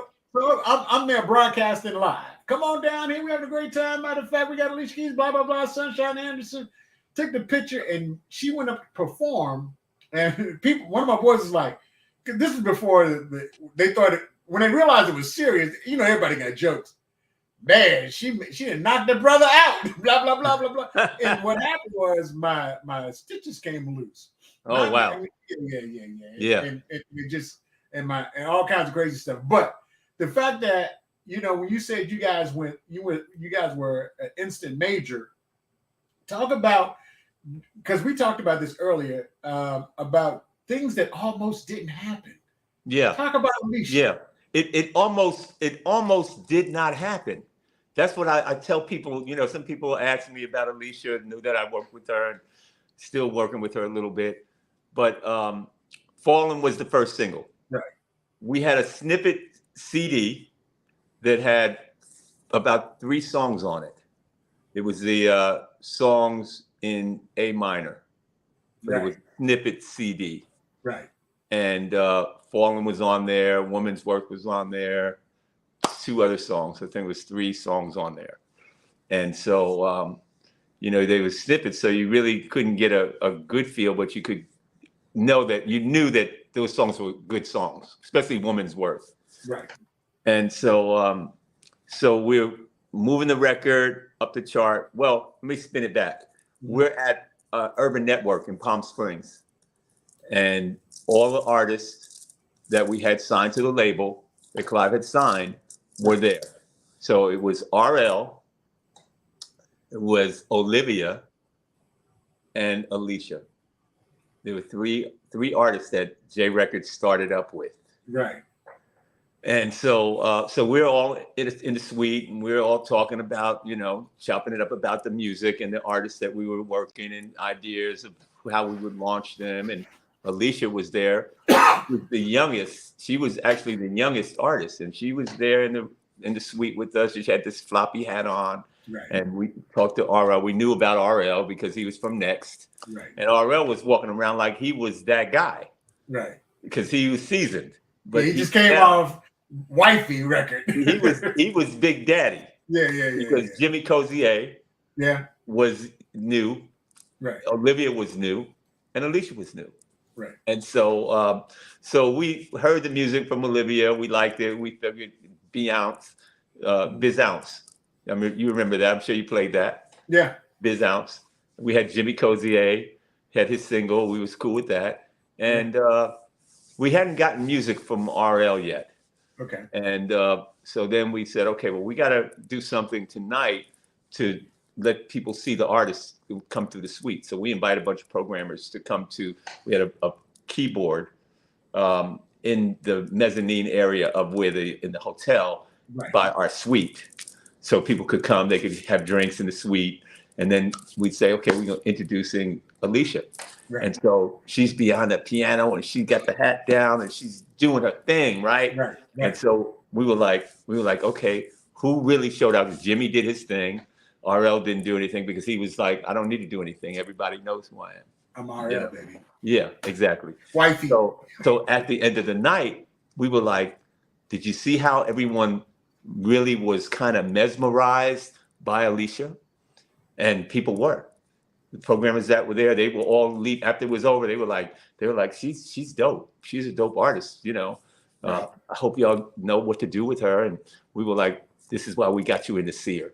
You had to see her to believe that she's real. Right. And so we are off and running after the convention with Fallen. And by the time we got to April, we were starting to have a little few setbacks, research, wasn't this, wasn't that, and so we continued to push on. We got to like between 23 to 19, we were kind of struggling. Then we got to 17 and we started struggling again. So we get an urgent conference call that Clive Davis was going to be on. Clive was on a lot of our calls. Pause right there. Pause right there. For the folks that are paying attention, or just checking it out, when he's saying we're going from 16, 20 to 17 and then slowing down, we're talking about Billboard position. Billboard chart number. Chart numbers. Yep, Billboard chart number. Yeah. And so Clive had said to us once before, he said that if we don't succeed with one of these artists, we're all going home. Forever. Meaning that you're not going to have a job. Y'all better get this girl a number one, okay, if you want your job. So if that's not motivation for you to go by any means necessary and do whatever you have to do. Right. And he did the same thing.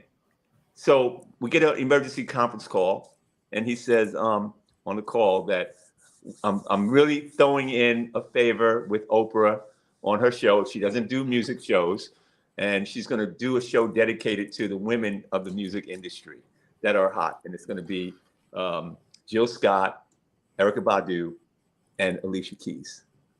And when I tell you that Alicia turned that thing out, it's hands down.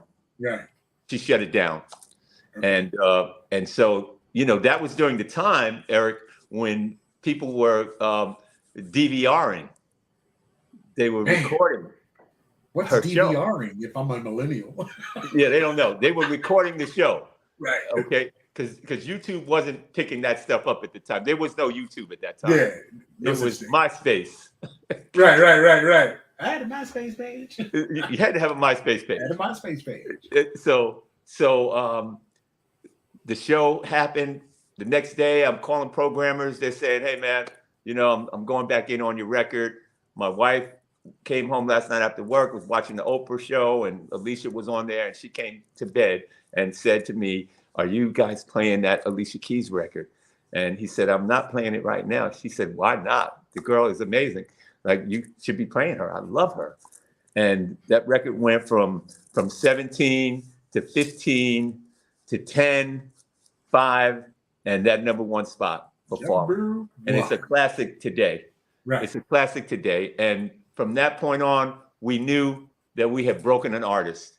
Right. And everything else, because Clive made us work the hardest record, even though it wasn't the hardest record, Right. because it had the James Brown sample. Yes. Of It's a Man's World. Yeah. So that was the infectious factor that people could kind of get a vibe to. That was a hit record. Right. And so, so programmers were starting to pick that up. People were picking up that sample, and then Woman's Worth. We were trying to decide what was going to be next. Woman's Worth came next, and we were off to the races. And before I knew it, she was getting 5 Grammys, and we had already scheduled a promo tour for her. Right. So that's where you had her. Yeah, that's why I had, because that was a promo tour. You had her. I had her for a promo tour. Yeah, we had Alicia. Man, still think about that day. I had her in I brought it to the Carolinas. Okay. Okay, can you see it? Do I have it Let me right? get the solo on you. Wait, let's see. Yeah, there she go. Okay. In them James. And that's my man there, the late Nate Quick. Oh, Nate. Doug Davis, that's on the National Black Network news channel. Okay. And Rod Cruz. We did that here in Charlotte. Okay. At a club that you would not go into with a AK-47. Right. Okay. Right. That was the spot at the time here in Charlotte. Right. Was, everybody's got that club. The studio, I think it was Studio 52, something like that. And the day before, I guess it was that Monday, because it was a weekday event. And I get a call from the office, and they said, Alicia's been having some issues out there, because she was in Richmond with you guys. Yeah. And something was going on with the sound. Was it the promo or the concert? I think this was promo. Oh, yeah, probably. We were up in the Arthur Center. Something happened with the sound. Okay. And so the next date was going to be mine. Okay. And they said she has to have a baby grand, and you got to get a real sound company. Right. I said, it's Monday. The event is on Wednesday. It's Monday at 11 o'clock in the morning. They said, well, if you want the performance, then you're going to have to figure it out, AJ. Here's how things work. I'm calling around to get a baby grand. Right. First of all, I got to get a baby grand in this club on Independence Boulevard. Yeah, how you going to get a baby grand piano in there? That's the first challenge. Right. Okay. So things line up the way they're supposed to. Right. I won't say that I'm super resourceful, but I managed to get on the phone with the company that was supplying 25 baby grands to the North Carolina orchestra. They were having a battle of pianos. Okay. Orchestra that was going to be there. It was some big recital going on at North Carolina State, Charlotte. Okay. I'm sorry, North Carolina University. Okay. And they had 25 baby grands coming in. Can I get one? Can I get one of those off the truck real quick? That's all I need. I said, I only need one. I said, I just need one. One. He said, the guy said, you come pretty highly recommended, and it's Alicia Keys. He said, so come down to our shop and let's talk. Yeah. Jump in the car. Get over there. Alicia Keys. He knew exactly over there. We talk. We chop it up. Right. He said, you seem like a really nice guy, professional, and you work for Clive Davis. He said, and it's Alicia Keys. He said, I'm going to do this for you. He said, but it's going to cost. He said, because he said, I didn't drive on that stage on Thursday. Mm-hmm. He said, so I have extras in case one doesn't work. He says, I can't give you the 25 because those 25 are going to be on that stage. Right. He said, but I always have a couple extras just in case. He says, so you're going to get one of the extras. Okay. He says, I'm going to do it. He says, I'll bring it in. He said, but my people are coming that same night. He said, that keyboard, that piano is not going to be there overnight. He said, we will be there. He said, in fact, we will be there to pick it up when she's finished. Right. I said, no, I said, no problem. He said, I'm going to be there. He said, I want to see this happen, So, of course, there were other glitches that came in the mix. I had a sound company that was basically scheduled to set up for just a keyboard. Right. Now they got a baby grand now. I had to get rid of them. They weren't happy. They were not happy because it was some brothers, They thought they could handle it. Right. I was like, bro, I cannot take a chance. Yeah, this is my job.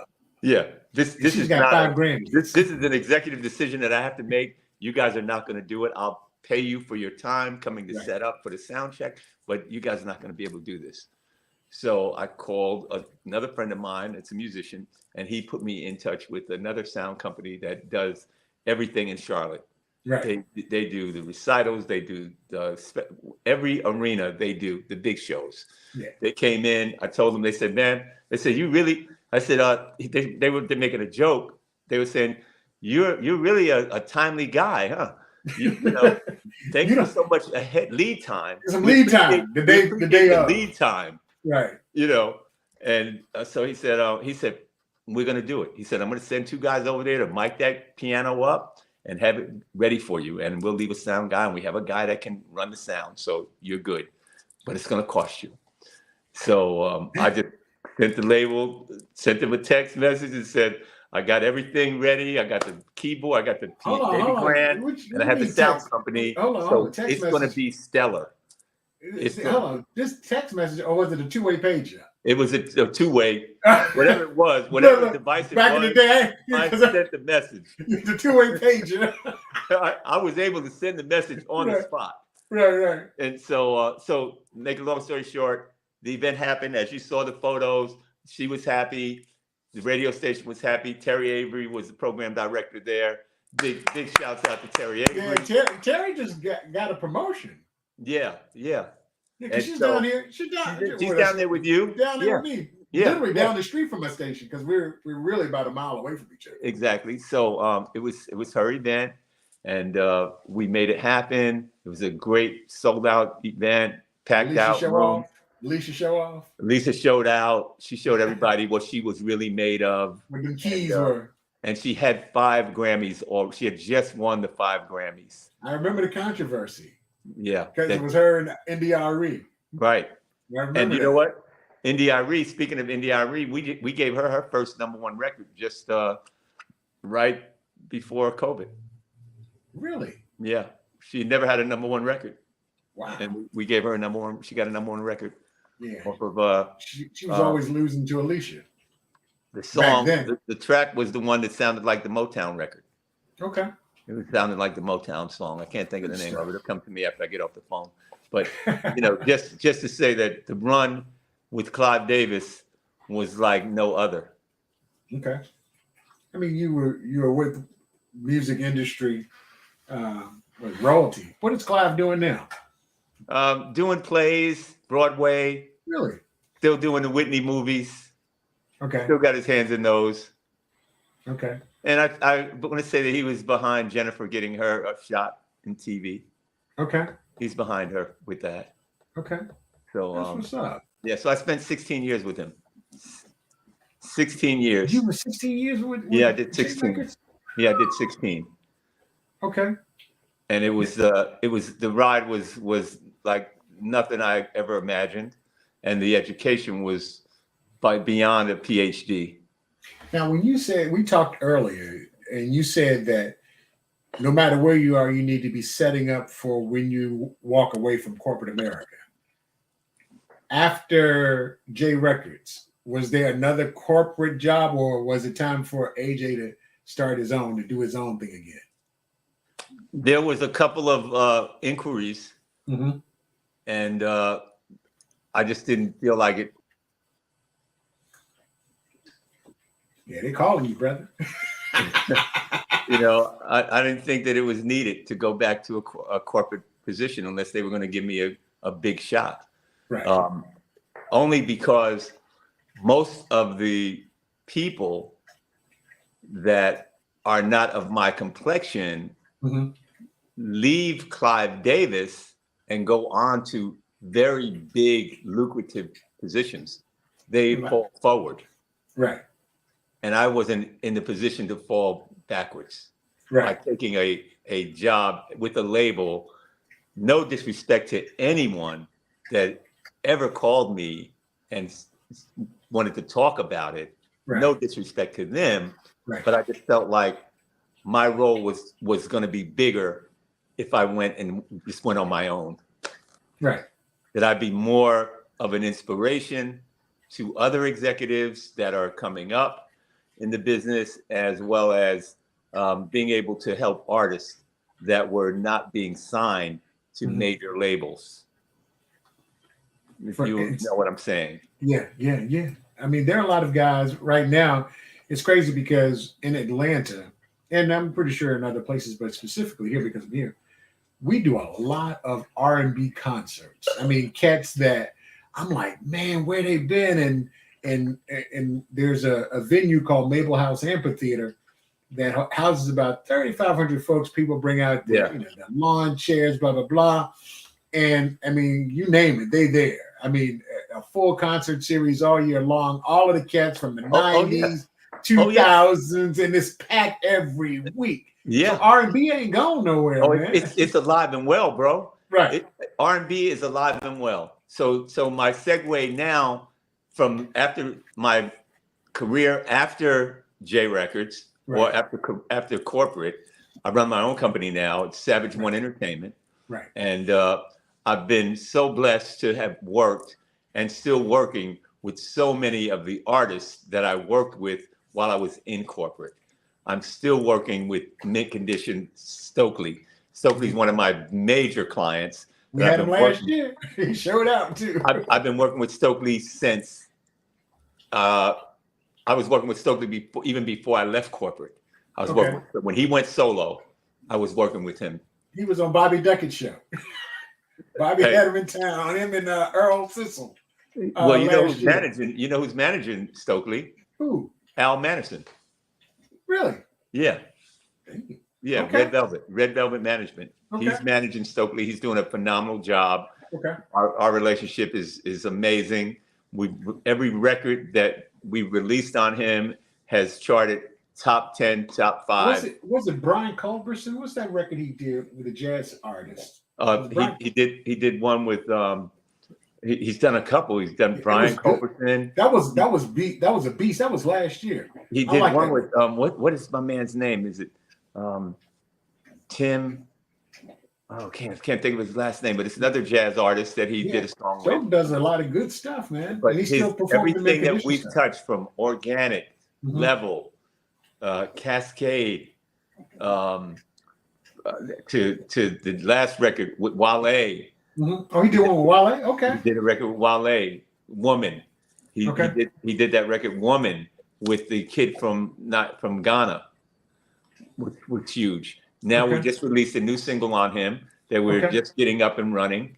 That's with Snoop. It's called Jeopardy Verbalized. Uncle Snoop. Uncle Snoop is on there just doing a little narration. Yeah, man. The record is incredible. Stokely's touring. He's out there working every week. Right. And I say this so whatever artists may be listening, the key to being able to tour is you have to have that commercial appeal. If you have that commercial, you have a record on the radio, you're going to be able to go out and work. Right. If you don't have the record on radio, you can be streaming and radio. Those dots have to connect. Right. Radio connects the dots for streaming. Yes, you can discover on streaming because radio can't outplay streaming. Right. No way possible, because there are very few commercials. Right. So radio validates the artist, because it's free, and it's the local, what's happening in the city. Right. That's Absolutely. the only way you know. Absolutely. So I tell all independent artists. So leading with Stokely is one of my greatest artists. Leela James, work all her records. Oh, I love that girl. Lettucey, work all her records. She's on tour. She's on tour with Kim right now, because the gentleman I talked about that does Mabel House Amphitheater, he's got the full tour. He's doing it with Brian Alden. Yeah, with Music Soul Child. Yeah, with Music That's Soul a great Child. show. It's a great tour. I've Yeah. seen it. How many times? I guess I've seen it twice now. Yeah, my man Jeremy's doing it. Incredible show. Lettucey's a beast. We are now challenging for number one. So let it be known, if any radio people happen to be listening. I like that Lettucey record. If your friends from radio are listening or watching, we are now coming to you, because we're challenging for number one. See, it's on her way to number one. You started to be like you're underwater. What's happening? Sound like you're underwater. Oh, where you go, AJ? This is live. You can tell that, right? Hopefully he kicks back in. We've been talking to AJ Savage, man, music industry vet, worked for a number of labels, including Warner Brother Records, Virgin Records. He dealt with, waiting for him to come back in, dealt with J Records with Alicia Keys, Janet Jackson, Mint Condition, worked with Prince. And we're talking about that because what we want to do is, with this show, just when we're talking about shooting the breeze conversations with the DJ, we get an opportunity to talk to people about the music industry. These are the folks that were on the back end of the folks that you were always interested in terms of listening to their music, watching them on the videos and things of that nature. And these are the people that work the records. And we're talking about things that you didn't know, things that you're like, how could that ever happen? Meaning that, did you know Lauryn Hill's miseducation of Lauryn Hill almost didn't happen? Did you know that Alicia Keys' Fallen almost didn't happen? Yeah, if you listen to the show, you'll get the juicy end of it. Did you know that the Brand Nubians didn't happen the second time because their budget was being pulled? There's so many things we get a chance to talk about on the show, to some of the music and record execs that have an opportunity to talk about this now, because it's been years ago. And we talked tonight about the fact that L.A. Reid didn't want to sign Lady Gaga. He passed on her. They passed on, at Warner Brothers, they passed on Ludacris. So all of these people that we know, and they're household names, they are household images, all of these folks, a lot of folks, they almost didn't happen.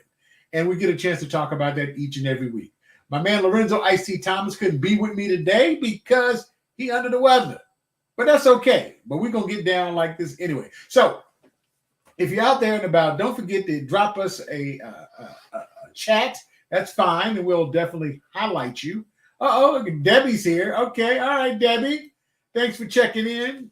This your first time? Debbie, come on, man. This is our 12th week. We had DJ Cool on the show. We've had Thomas Lytle from Def Jam Records, Wanda from Mercury Records. We've had, Steve, we had so many folks on the show. My man Tommy, Fat Tommy from Arista, when he was the Senior Vice President of Promotion. We have a number of folks. This is our 12th episode. We've got Greg Diggs scheduled, and Greg Diggs was the gentleman that handled everything from Black entertainment television. And if you had an opportunity, or if you missed any of the shows, go onto our YouTube channel. You can catch us at Convo with the DJ, at Convo with the DJ.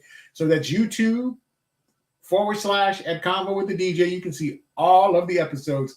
There are some really good things. So we've got a lot of people scheduled, a lot of artists, a lot of executives, a lot of entertainers, you name it. We've got it going on. And AJ, we're waiting for AJ to pop back on. Matter of fact, hopefully he goes back in and goes in there. But between now and then, Want to show a couple of pictures with AJ. Hopefully, he can get back in when he gets back.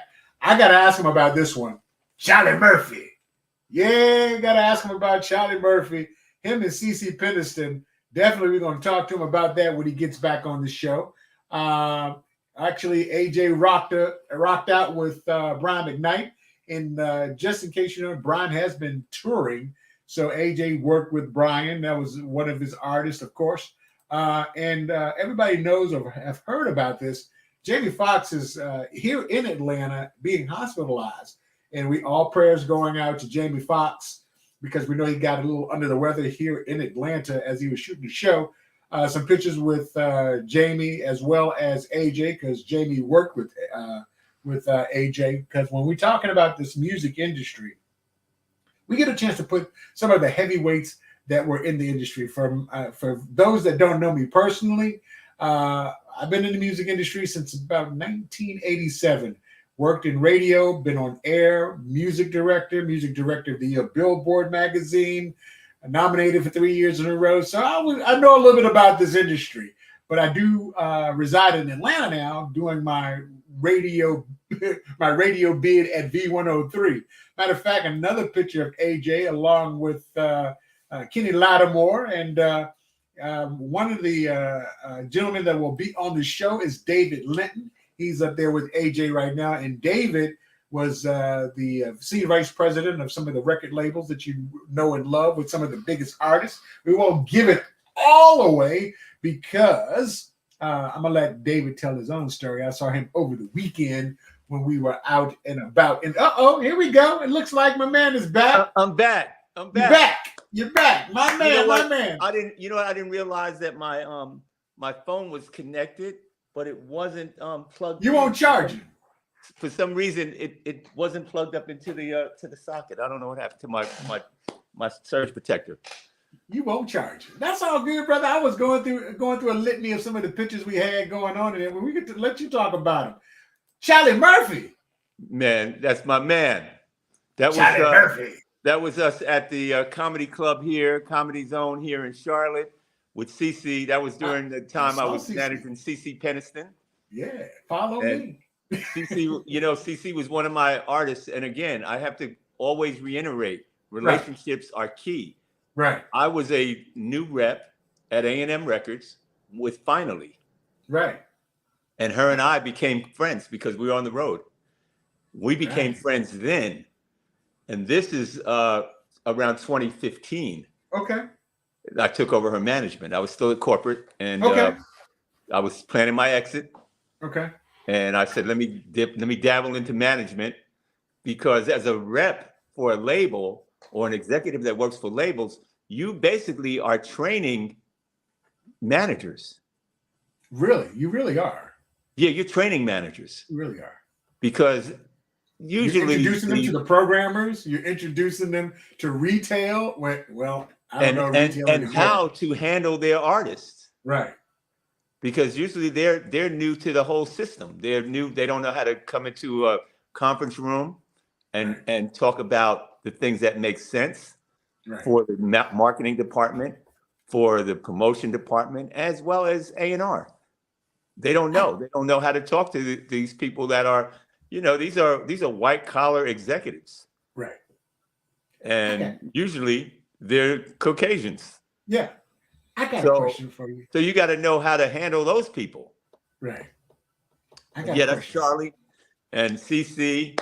And we were at the Comedy Zone. Actually, that was CIAA weekend. Oh, I was there. Yeah. If it was in Charlotte, I was there. CeCe hosted the party. Virginia State, we throw a party every year, every Friday. She hosted the one on Saturday. Okay, yeah, we throw the huge one on Friday. Yeah, I know the place that you did it at Slate. Yeah, in the Oak Room. Yeah, but that was at the Comedy Zone, and Charlie was in town, so Charlie called CeCe, and she was like, "Hey, Charlie just called. He wants us to come over, hang out with him tonight. Comedy Zone." So I was like, "Hey, let's go do it." And she performed that day, and we left there and went and hung out some more. Okay, I got a question. That's my people there, man. Love CeCe. I got a question for you because tell me something. So like I've got a couple of folks that came on in and they're like certain artists. He's like, man, every time he came down the line, I know there's gonna be some problems. Or these people. What artists did you like? Oh God, what did the other reps in the market is like? Be on the lookout because when you got these guys coming to town or this woman coming to town, who's that pain in the ass artist? I know you got one. Oh, there's plenty. I'm just trying to pick through. I'm trying to surf through the ones that were really a pain in the ass. Right. I have to say probably.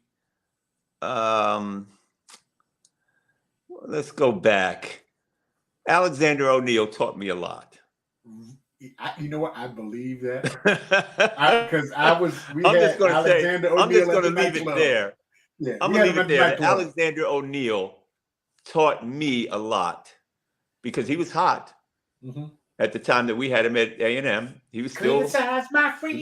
He was still riding that wave, right, from Epic, right.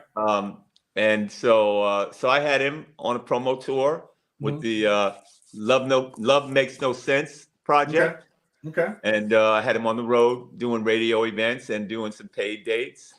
And the stories were, they're just quite interesting. I never want to put any bad words on or disparage anybody's reputation, but I'll just say that I learned a lot and he's very interesting to have on the road because I think most people know enough about Alex. About his, his. You should have saw problems. The rider. That was on the rider, dude. Yeah. Nightclub. It was on the rider. I was like, he's what? But see, here's what happens. You know what happens with that? The riders are done by management, and they don't have riders for different types of venues or different events, and that's the biggest problem with management because management again doesn't really understand. They don't really understand radio. Right. So a rider for a concert with, one of the big concert promoters that's out there, that rider is going to be much more elaborate than a rider for a radio station club date. Right. So when you get that rider, a radio station gets that rider, you're looking at like this thing is as foreign as you somewhere in outer space. We're not going to get that. We're not doing all that. No one's doing all that. We're not going to get that. No. So that's the thing that management didn't quite understand during that time. Right. When I had we were on the road, I was on the road with Alex, and he comes into the market to do a radio event. Right. And so the hotel was booked by the promoter. Right. And it was Motel 6. We'll leave the light on for you.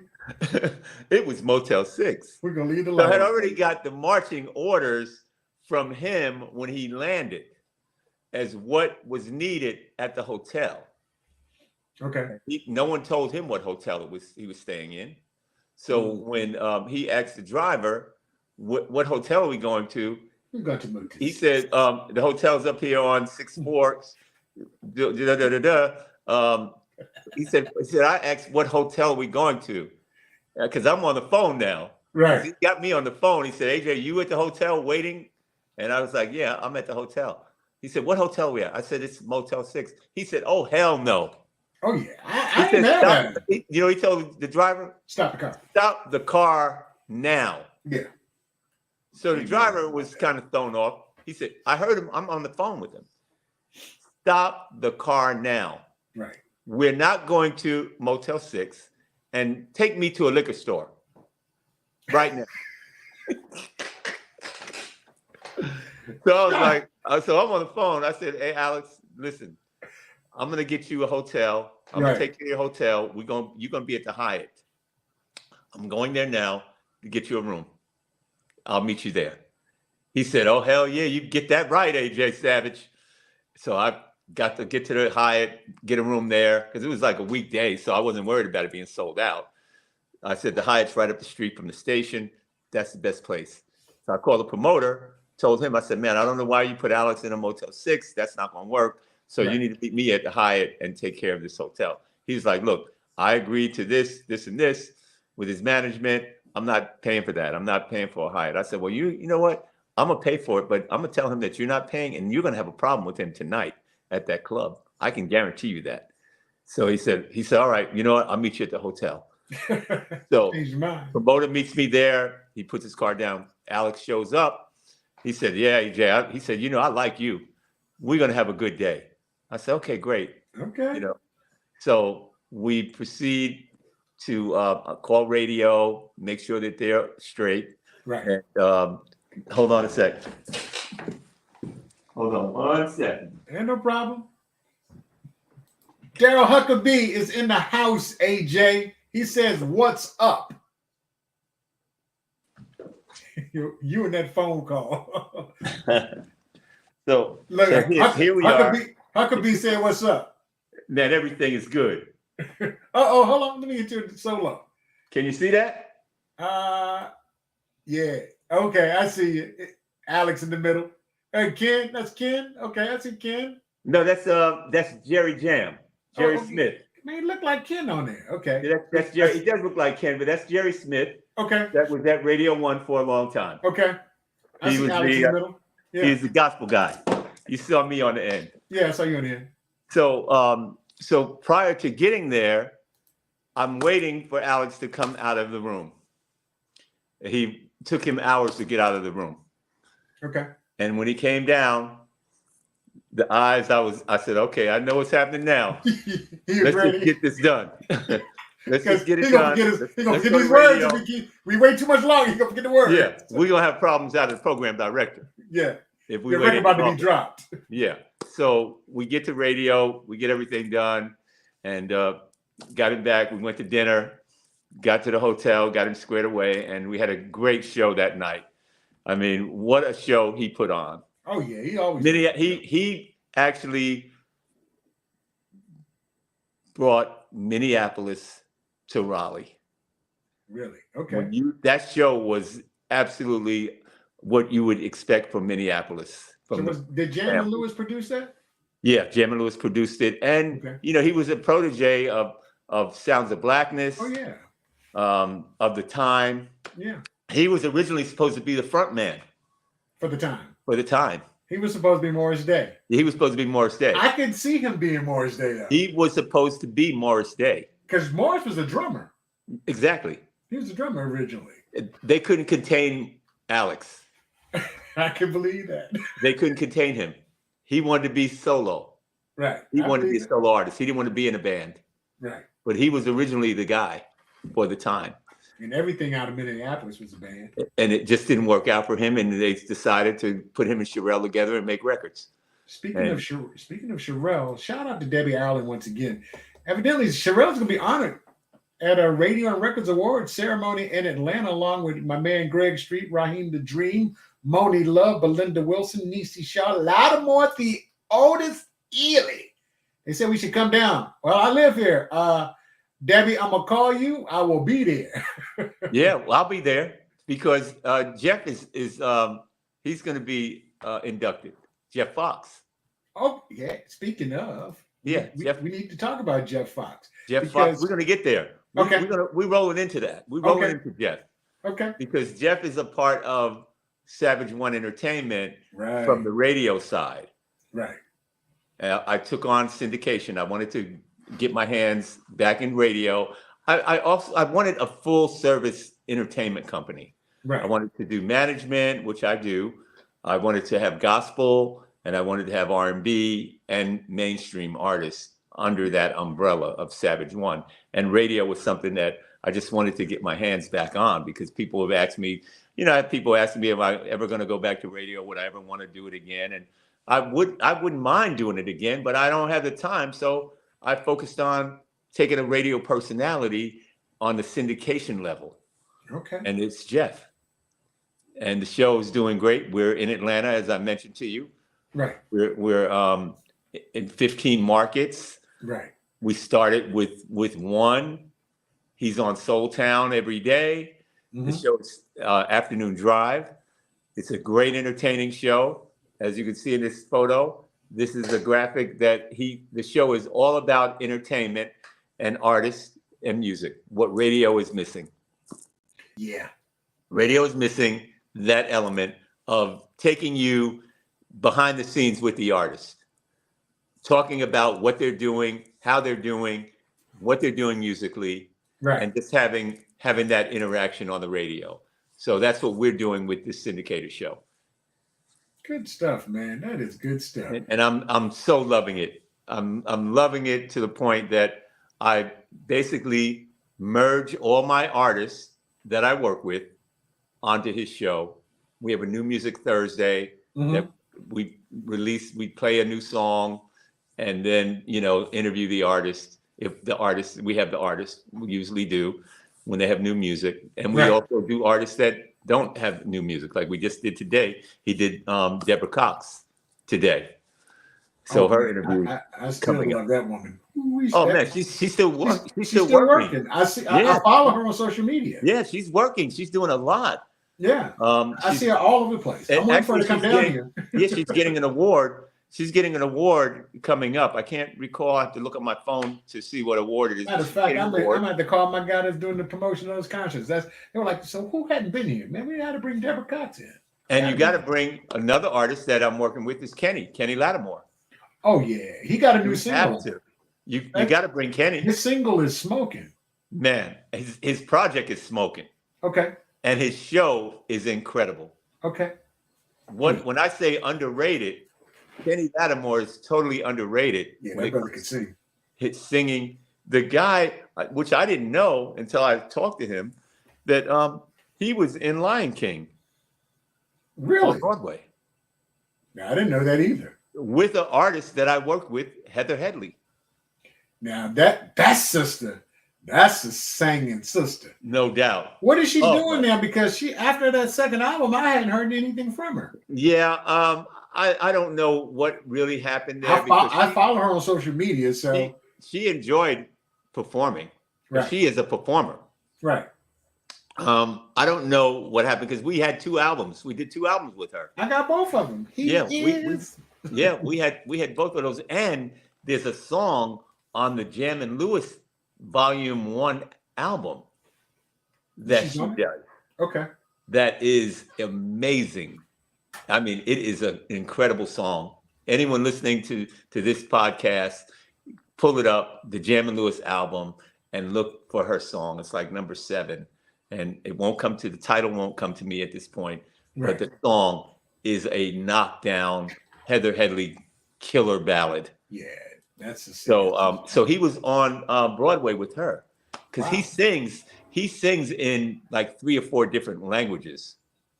Okay, all right. Like professionally, he sings in like his show. He sang in Italian, German, and Latin. Oh yeah. He's doing his thing. Yeah, he's still doing his thing. Yeah, and so I worked this current single that's out there, Take a Dose. The team that I'm on, Ken Wilson's team. Okay.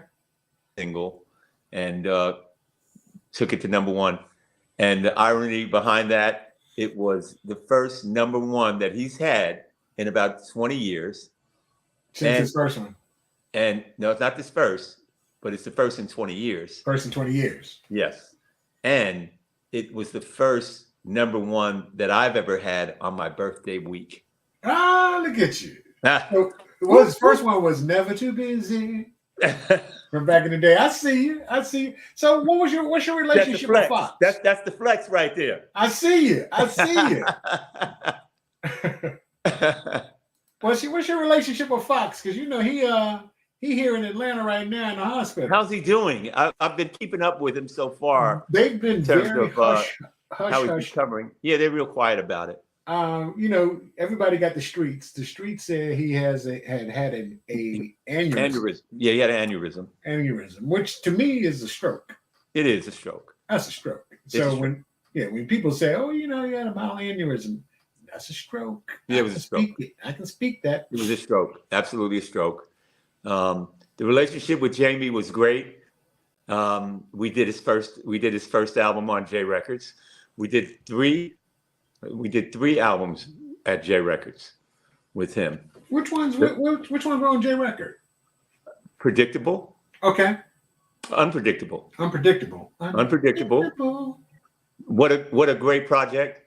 We sat there in a meeting with Clive after he was signed. We actually saw him showcase. He was showcased at a meeting that we had. Oh, he'll play a piano too. So that he will do it. So we all, this is the inside.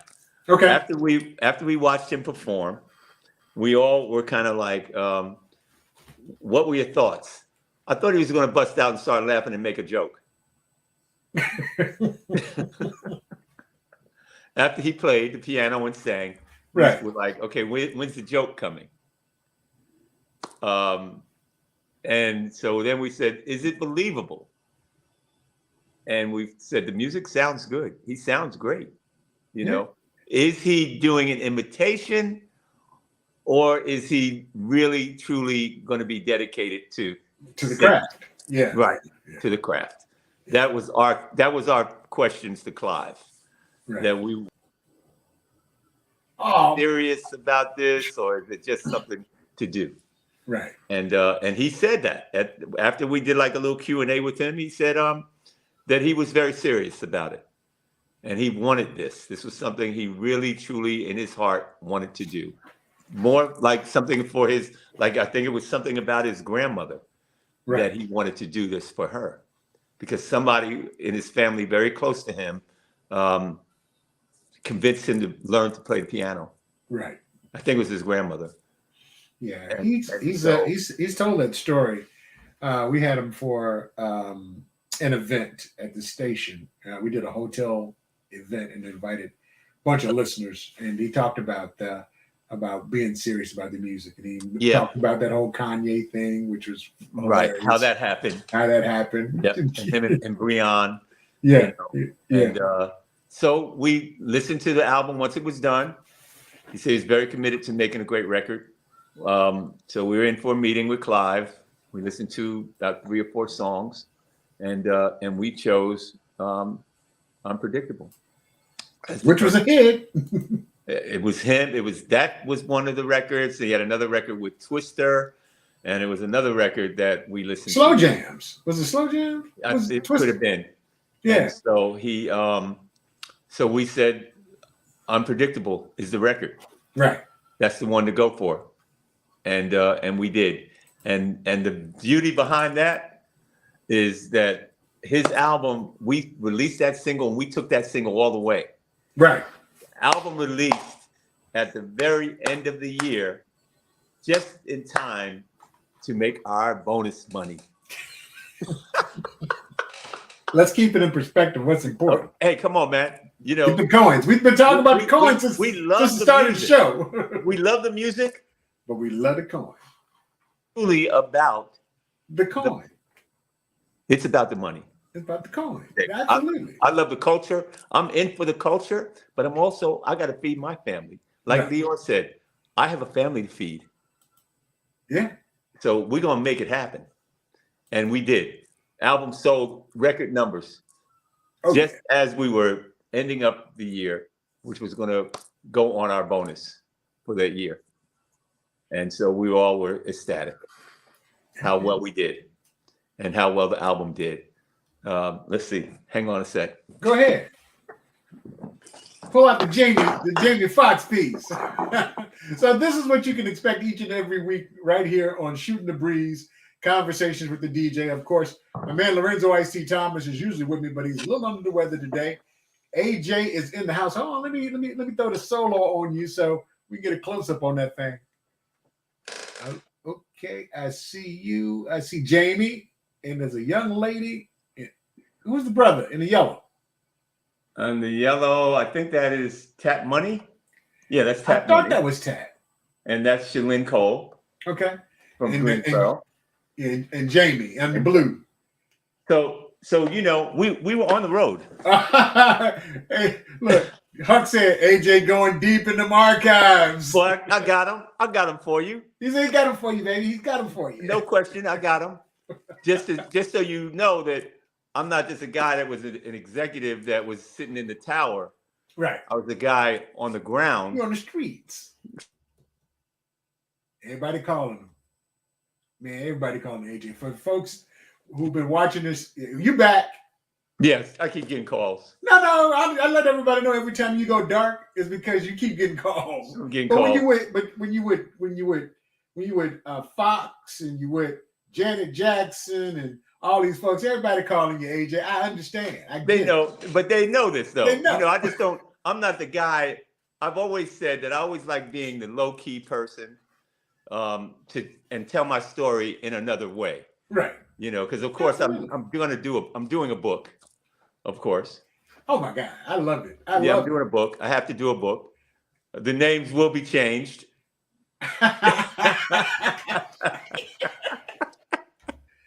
The names will be changed, but it's going to be more of an inspirational book. Okay. To inspire people to live out their dream. Right. Because as you know, I've given you from the beginning of how it started for me, and it was truly a dream. It wasn't, you know, something that I just concocted. I didn't just wake up one day and decide I wanted to do this. It was something that was in my heart long before I was able to even get it on any kind of realization. Right. So it's the same. AJ, it's the same for me because I remember one of my buddies in high school said, "You're the only guy I know that knew what he wanted to do in high school, and you actually did it, and you still doing it." And I remember because I wanted to be I knew I wanted to be in radio or television, and I was the guy. And I tell the story. I've told the story before on the show that did the afternoon announcements. Students who ride bus 38 will ride bus 44. Blah blah blah. But in order to do that, they made me take a drama class, and I was like, I don't know if I want to do a drama class because back then, you know, if you got to do a drama class, you're in a room with a bunch of guys that don't like the same thing you like. They like something different. So I'm an athlete. There's a lot of gay guys there. I won't want to do all that. And then I saw a bunch of bad chicks. I was like, well, I don't have to. I'm going to have to find my way through this. So I take the drama class, which allowed me to become the guy that did the afternoon announcements. And I really enjoyed doing the drama, believe it or not. And that allowed me to continue my efforts when I went to my HBCU, Virginia State, and I was in drama there. So when people see me on television now, because I've been doing some TV. Congrats to you on that. Yeah, it's been fun. That's been fun. Congrats. And people are like, man, I can't believe you. I said it all started with my love for radio and being an announcer. So man, yeah, no matter what I'll do, I'll always have the trusty microphone in front of me because I like you. Before we could monetize any of this, we already knew this is the place. This is where we wanted to be. Right. And Lorenzo and I joke about it because when we were in school, when we did get a chance to work in commercial radio, it was the first person. We was at AM radio station. Was the first person to get to the bank to cash their check that won, because the rest of them were bounced. Yes, that's right. That's thankful to. We are thankful for Bishop Willis. Right. For that lesson. Oh, the bishop taught you that one? That's the lesson I learned from Bishop Willis. First person to get to cash their check wins. So here's what I would do. I was the program director. Right. So the checks would come to me. All the checks would come to me. Right. The GM got them, then he would come and drop them off on my desk. Right. So I would immediately go to the bank because I was doing afternoons. So I didn't have to be on the air until I would make sure I didn't have to be on the air till 2. So I would literally get the checks, take mine, put the rest in the drawer, and run to the bank. Okay, cash my check, and then come back, and it would be a line. The jocks would all be in the lobby. Hey, and I would be like, okay, here's everybody's checks, and then they would be calling me back. Oh, After, you know, a few would get theirs cashed, of course. Right. But then there would be others that showed up late. But that's how much we love the business. Exactly. And to think that kids, one of the things, the craziest thing we laugh about at the station now is that we can't get enough young people to be interested in it. Like we were hungry. We would do it for free, trying to just get in. Can you hear my demo? It didn't matter. It didn't matter what we had to do. Right.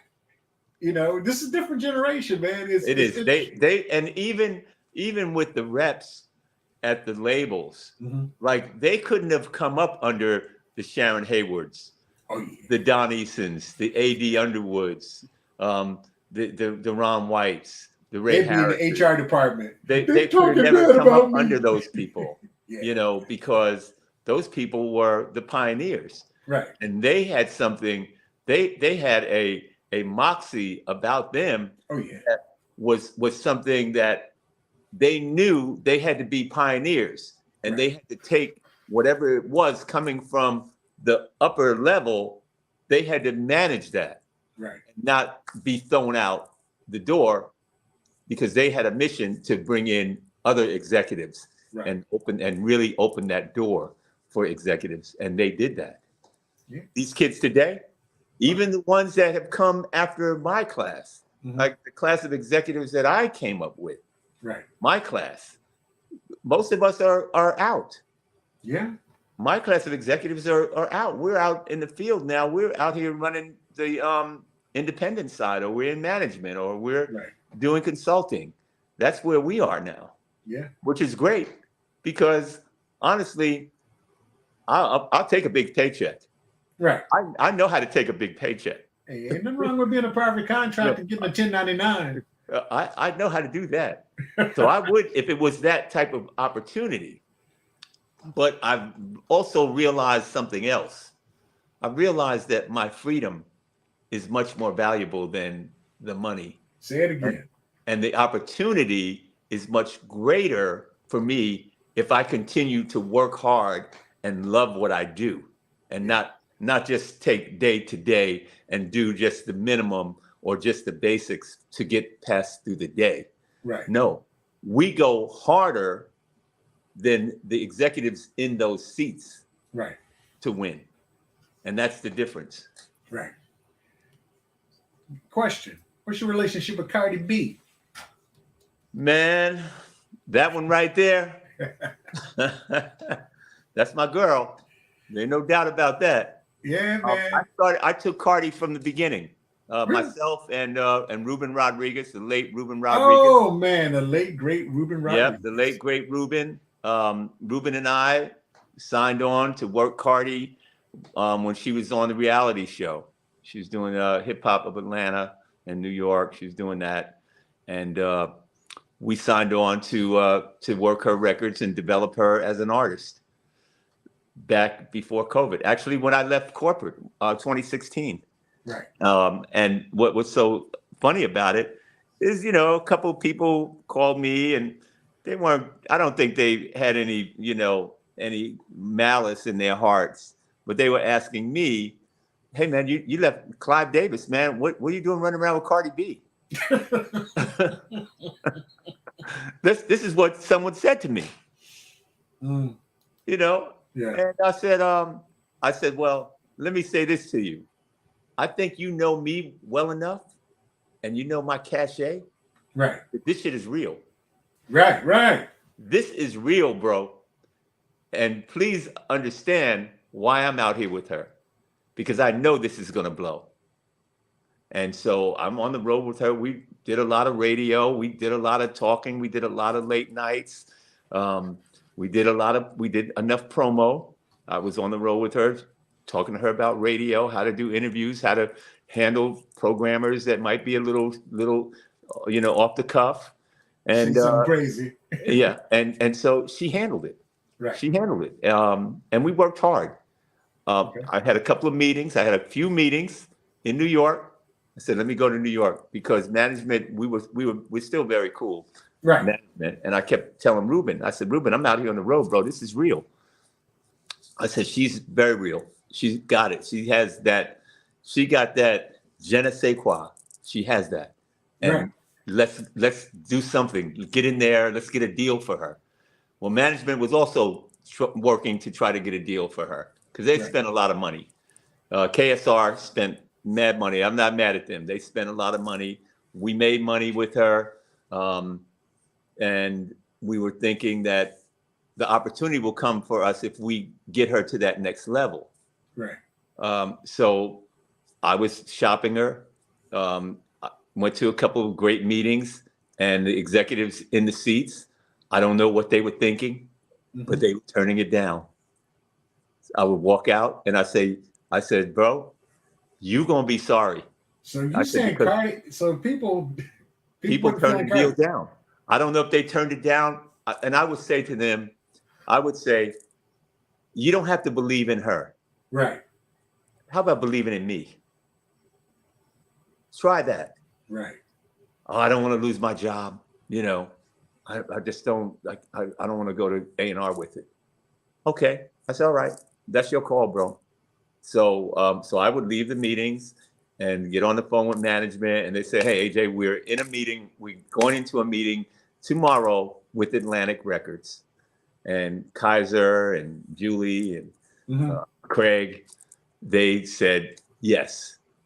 Okay. They were going to do the deal. Right. And so then we got Bodak Yellow. Right. We started that record up for them. And no disrespect to my good friends at Atlantic, but they didn't know what the fuck they was doing. And I could say that because I'm my own fucking boss. Right. They didn't know what they were doing. Right. Okay. And it was handed off to them. It was like fucking throw the ball to Kobe. Just throw the ball over there to Kobe. Yeah, they'll do it. They'll get it right. It's less than a second on the clock. Throw it over to him. It's going down. Right. And they did the deal.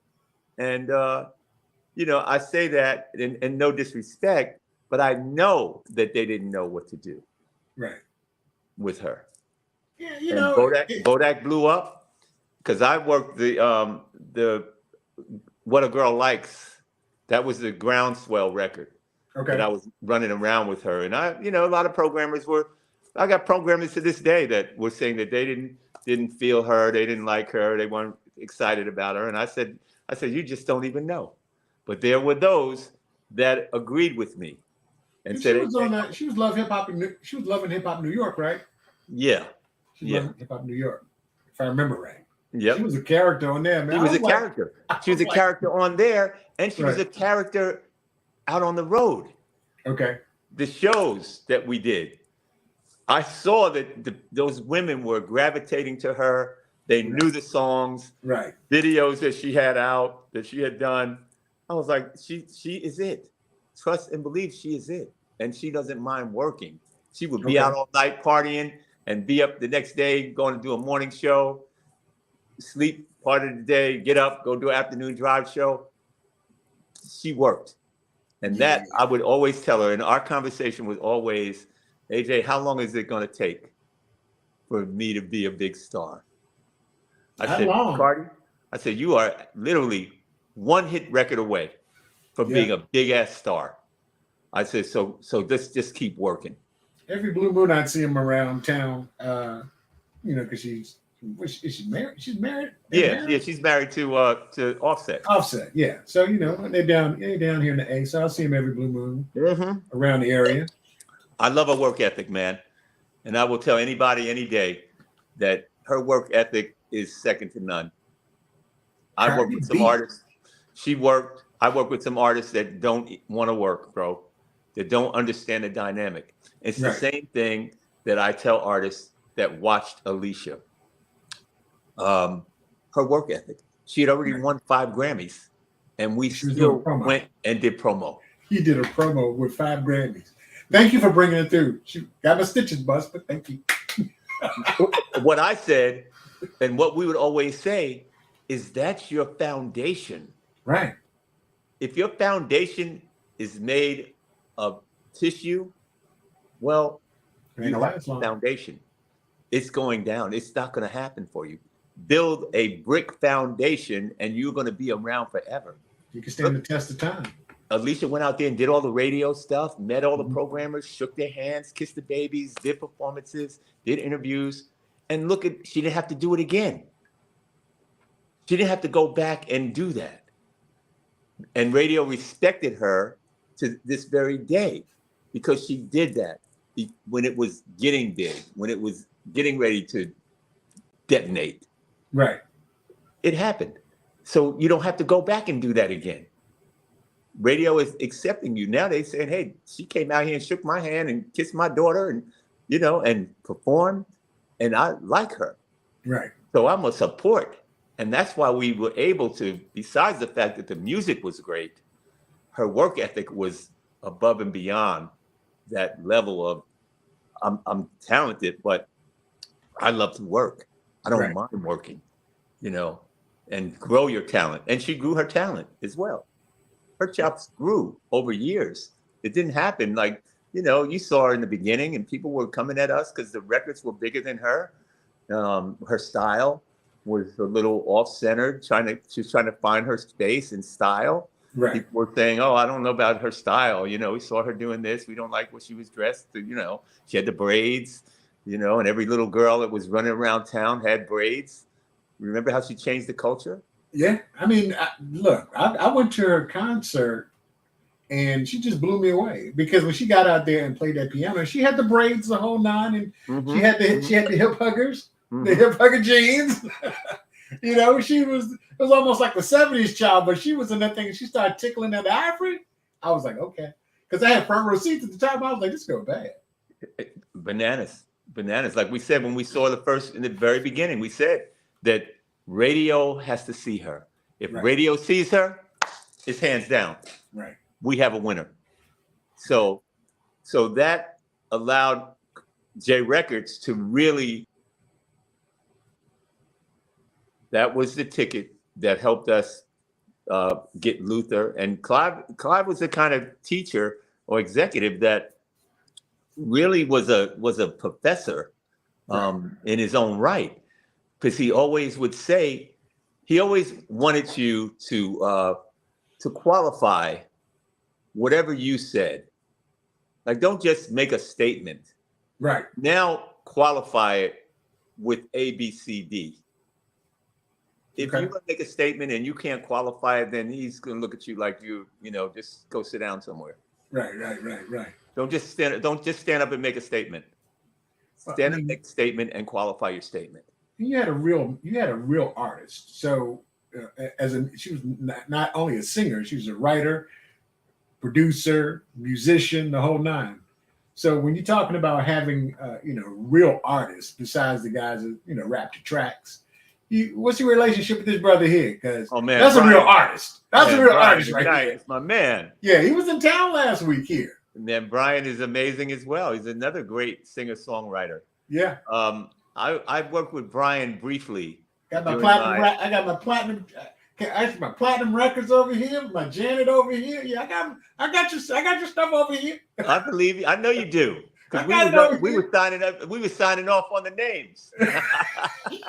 I got my Brian, I got my Janet over here. They sent a list of names of program directors and music directors down and say at the bottom, here's the budget. So let's go down here and check off who was good and who wasn't. Right. Who played the record? We used to call it the naughty or nice list. The naughty or nice. Well, you know what? I must have been nice for real, because I swear I got people come up to me and come in the house and they come up in my studio and it's like, dude, how many records you produced? I said none. Right. But I played them. I did play the records. I played them. So yeah. Brian So Brian, like I said, he was in the Polygram system while I was at A&M. Right. And we formed a nice relationship. We became friends because he was working with he was at Mercury at the time. And we formed a nice relationship because he was new. He was a new artist at that time. And I had Mint Condition and he loved Mint Condition. He loved Stoke and the whole group. And we would all get together, and have at the branch and have lunch at the branch in Atlanta. And we became boys and we've been cool ever since, man. When he comes to town, we get together. I was with him in Canada, in Toronto, hanging out. That was actually at a Hornets game. He sang the national anthem. And we connected. We were hanging out that night. Good guy, great songwriter, man. Oh my God, yeah. And just a fun guy. and a real down to earth person, man. And he will talk a whole lot of crap on the basketball court. I'd have Oh played yeah, with him a he's a couple baller. times. Yeah, he sure is a baller. I played with him. I was like, "You got game?" He said, "Man, I got NBA game. Ask Kobe." I was like, "Okay, all right." Nah, but he was. Yeah, but the thing about it is, I know he played ball with him. We would talk about it all the time. So yeah, Okay. Brian would come through. We all like if I see him right now, he'd be like CDX because he remember the call letters. Yeah, because he did promo. Yeah, he did promo. He did promo. He said, "You at CDX?" I said, Yeah, he did the promo thing, man. And those like I said, artists that did the promo, they built a foundation that will never go away. Right. But it's the artists that didn't really want to do promo that stumbled with their careers, because it's important. It's very important because again, it goes back to what I said. It's about relationships. Yeah. I mean, Brian would call you and be like, "You're not playing my record." Exactly. Who the hell is this? What's up, Brian?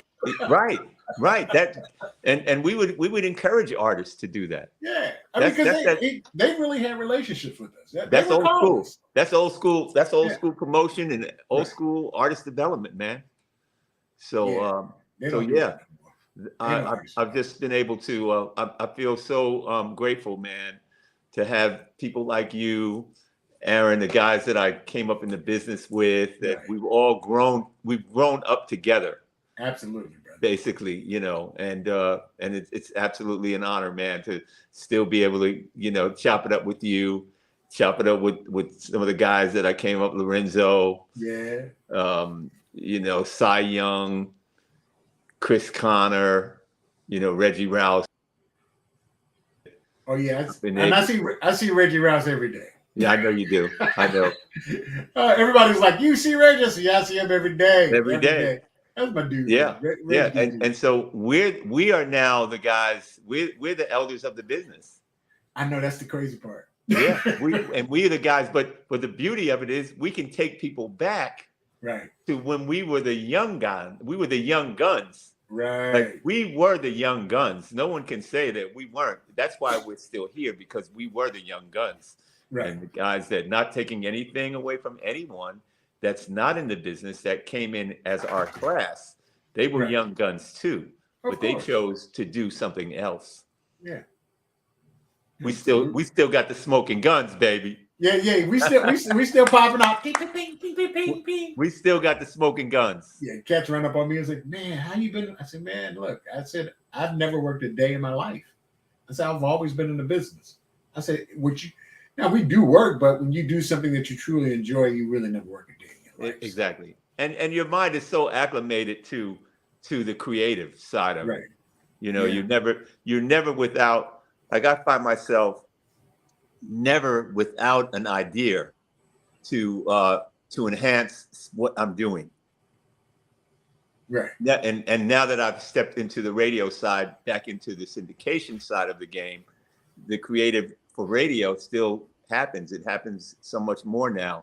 The relationship I have with Jeff Fox is amazing. If you get on the phone with us, you sit on that phone a three-way with me and him, man, it's something that's crazy. I feel like I'm a PD. I'm like back in the PD seat, man. I'm like, man, I'm gonna have to check him out. Your man just got syndicated, Frank Ski. So yeah. Well, we're on stations together. Okay. We're all on stations together. Okay. We're like I guess we're the guys waiting at the door. Yeah. Frank Ski, Dee McGuire, yeah, Chubb Rock, Jeff Fox. Who else is out there? I think that's really the Chubb lost his partner in crime, Cy Man. Yeah, I know, man. That was pretty sad. Cy was my dude. Yeah, I knew Cy too. I knew Cy Man really well as also. Yeah. And then there's a few other new syndicated shows that are coming up on the mainstream side. So we're all sitting waiting at the door for these companies that are handling these arms to pick us up and take us to that next level. So everyone's perfecting their shows. Basically, like I talked to Dee and her and I talk about, where we are, Cafe Mocha, Angelique, her and I talk on a regular. So we huddle up and discuss what we're going to have to do to get that door open, to get into a premiere, to get into ABC syndication, because there are platforms out there that are. Well, they understand. Well, it's not like ABC doesn't understand it. Hell, they had Tom Joyner for years. Exactly. It's again, you know what it is. And I never use the race card, Right.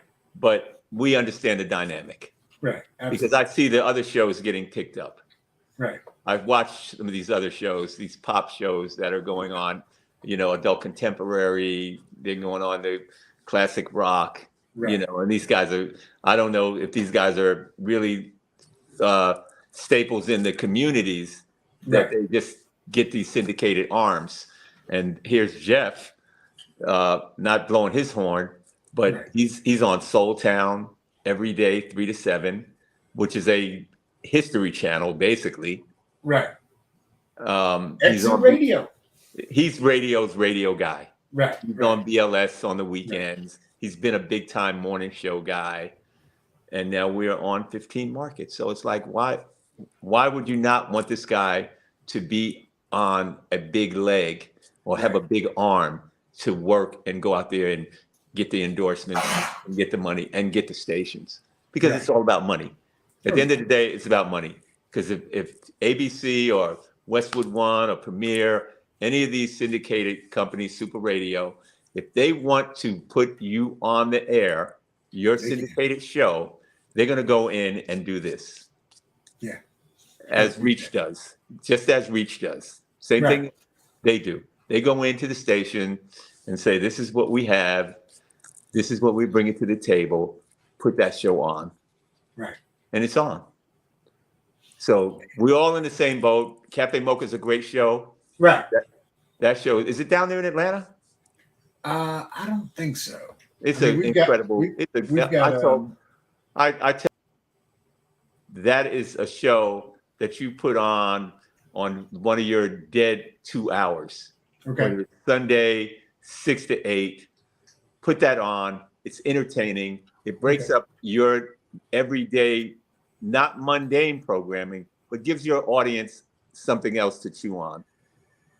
3 females on the air talking about entertainment, talking about female needs, and interviewing artists that have music and interviewing females.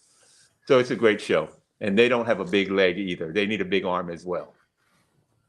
Checking to see if it was in Atlanta, but no, I don't see it here in Atlanta. That's my girl Sheila Eldridge. Okay. And she's a pro. She's a pro, and this show is incredible. It's a great, it's a great show to be on the radio station, any radio station. It's on in New York. They got it on they had run it at 6 a.m. on Saturdays. And I'm like, put the show on Sunday evenings from before the Quiet Storm. It's like the perfect segue. Okay. Lenny Green has got that syndicated Quiet Storm show. The closest one is Brunswick, Georgia. Okay. No, 7 to 9 on Magic. They are running it. Oh, they run it. Okay. Over at Radio 1. They're running 7 p to 9 p. You could catch it there. I'm telling you, listen to it one time every Sunday night. You'll be on it. You'll be like, oh, I got to catch them. They sound great. I'm about to check it out. It's a good quality show. And they say they're on Huck said they're on BLS. Yeah, they are. They're on BLS Saturday mornings. Now we talked about a whole lot, my brother. But we got it all in. I think we got it all in from what we got to talk about one more thing. Let's go. Because as we talk about our time in the business and one of the reasons why I do the show, like I said, was to give the folks that were on the back end of all of these artists and their success, give them their flowers while they're there, while you guys are still here. And you guys are still doing it with the brothers in the industry. That's my man, David Linton, right there. Woo! The living legends. Woo! That's my man, DL. Yeah, I saw him. Like I said, I saw him Saturday out at the Dogwood Festival here in Atlanta. And he has a station. He's the general manager for WCOK, our jazz station. Right. And I said, "Look, man," I ran up on him. He wasn't even. He didn't. I saw him before he saw me. I said, "You gonna do my podcast?" He says, "Eric Lee." I said, "Yeah." He said, man, he says the same thing that you're doing on the air is all about what you got, what you're doing with your podcast is the same thing we want to do with Living Legends. Make sure that we honor our guys right now while we still can. Exactly. That's a beautiful thing. Exactly. I told him, like, I've been on the board of the Legends, the advisory board. Right. And I said, somebody called me recently, one of the members, and said, AJ, I'm putting you in, you know, to get your Living Legend award. So I said, well, you know, if necessary, if you feel like that's something necessary, then go ahead and do it. I said, but I'm okay with not having that. Let the board decide overall that AJ is worthy of that award. And he said, no, you've been in the business a long time. You've done so much, you know, it's your time. So I said, well, like I said, it has to be the board. And David had said something to me recently about it, that he wants me more involved with the organization. Right. And so I said, well, you know, yes, I was on the board, but the thing that kind of disheartened me was some of the ideas that I mentioned to them about, they kind of shunned them.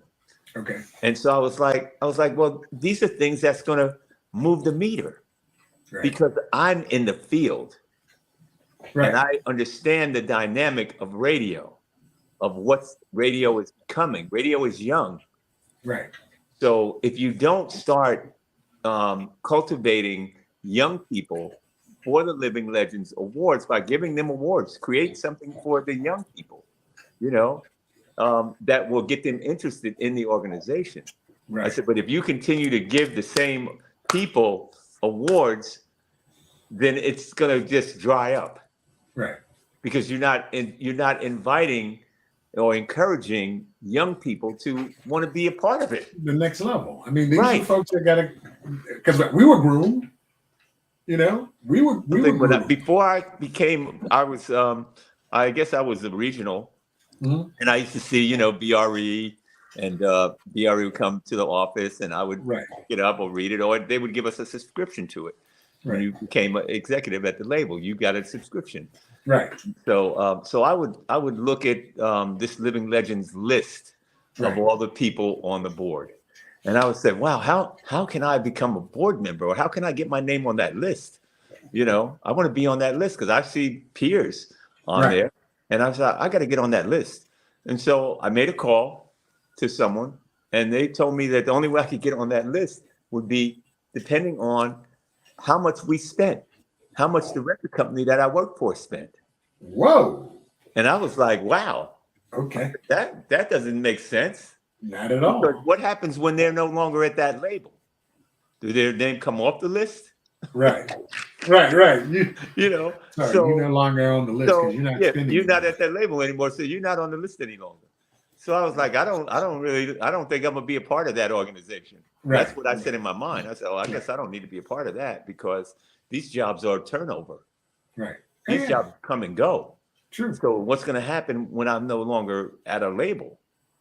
Am I gonna be put off the list? Board. Yeah. What's happening? So that was the thing. Until I talked to David I talked to David and Miller London, and they were both Miller. Yeah. Miller was my boss for about 2 years. Really? At A&M. Okay. Yeah. I went skiing with Miller. Miller is legend. Oh yeah. We left the Urban Network and had the Black Ski Summit and I think we were in Vail, Colorado. Because you know we have a major summit and a minor summit. Every other year, the Black Ski, coalition would go to a different part of the country. I mean, every DC Ski had a group. All Black skiers. You know, that's right. There are a lot of Black skiers out there, ladies and gentlemen. Yes, it is. There's a whole lot of us. It was funny because this was before my time. Before I started skiing, because Myra Weston actually put me on. She was like, "You got to go skiing." He's like, everybody in the industry, Myra's our girl. Yeah, Myra's my girl. Got to get her on the show too. Yeah. And Miller's like, yo, you ski? I said, yeah, I ski. He said, well, you got to meet us. Everybody's got to meet. We would leave Urban Network and head over to the and fly right over to like Colorado for the Black Ski Summit for another 5 or 6 days, which would be crazy. And it was always funny because Black folks, we are hilarious. The Bogle outfits, I think they were probably $2,000 or $3,000. We got the most expensive stuff. You got that group of folks, Right? got the most expensive stuff and couldn't get off the gondola. Exactly. I was like, exactly. But we gonna be cute. We're gonna be looking good, and we're gonna be at the lodge. They're gonna be at the lodge. I literally got on jeans and a jacket because I ain't gonna hit the ground. I'm like, because when I say I skied. When I used to ski, Yeah, I was ski, and you could tell all of the real skiers because they, it didn't matter what they had on. They know they weren't gonna hit the ground anyway. But all of the people with the most expensive stuff, they would have to stop the ski lift. they would need to get them off. To get them off. I would die laughing. Yeah, yeah. exactly. Miller was a good dude. Miller is a good dude. So he's an amazing guy. Yeah. I love working for him. I learned a lot from him, and I know his story. From Motown, and how he started in the business, and then he came over to. I was blessed that he came over to A&M, right? And I got to establish an incredible relationship with him. And in the book, the Motown book, Power, Sex, and Something Else, that book, the Motown book, he's in that book. Go ahead, Yeah, he's in the book. He's in that book, and I tell him when I do talk to him and see him, I said, man, every time I get ready to think about bringing the book with me to LA or where you're going to be, I don't bring the book because I want you to sign it because you're in the book. His name is in the book, and he's also someone played him in the play. So somebody played Miller London. Yeah, because Miller was the first salesman for Motown, first black salesman for Motown. Huh. They didn't have a salesman. They didn't have a black salesman. They had a white salesman, of course. Right. Sell distribution and to retail. Right. And because all the retail stores, most of the retail stores were owned or one stopped or distribution was all white. Right. And so they had a white guy that handled sales and marketing. And then they decided, because all the black retailers were like, your man's okay, but we need somebody to look like us. Right. And Miller London was the guy. Okay, go ahead. I learned something. First black salesman for Motown. That's it. You can learn a whole lot watching this show. Man, what I feel so grateful for, Eric, is that that I've been able to work for some of the greatest African American executives, that came up in a period when they were dealing with civil rights and the growth of black music. Yeah, that I was able to get into or get into their heads or even work with them. Like I said, I worked with Sharon Hayward, which is amazing exection. I went to school with I went to school with her daughter. Yeah. Well, I went to Monique and I worked together because she actually brought her daughter into perspective. Yeah, Monique came to perspective. Because she was telling me about her mom when I was the music director of my college radio station. My mom's in the business. Right. We were in school together. You know what? I met her when I was in college. I met Sharon. Okay. She would come to Music Day. Okay. At KISS. And I would when I found that it was Music Day at KISS, I would leave my office and run over there to the radio station office where they had all the record day meetings. Right. And they didn't know who I was because they saw me go in the back and talk to Tony and Sonny. Barry would show up once in a while, but I would go back there and sit with Tony. And so they thought that I was someone that worked at the radio station.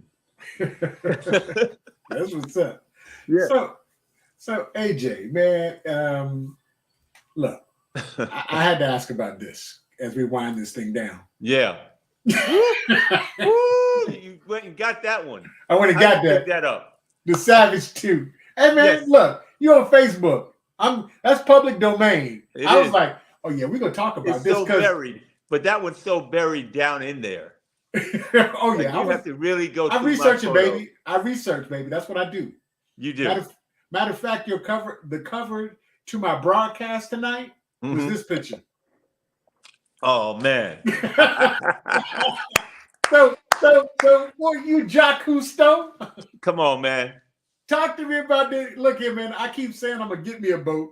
What's that about a 27 or a 30 foot? It's actually it's a 28 and 26. Okay. It's a 26 footer registered and 28 foot in real length. Okay, all right. Sleeps about 6, right? You can sleep. No, you really. It depends. If you want to sleep on the top on the deck, you can sleep on the deck, and you can sleep 4 down in the cabin, and you can sleep 2 more up on the deck. I'm gonna get me one of them things before I leave this earth, brother. Well, I will say this.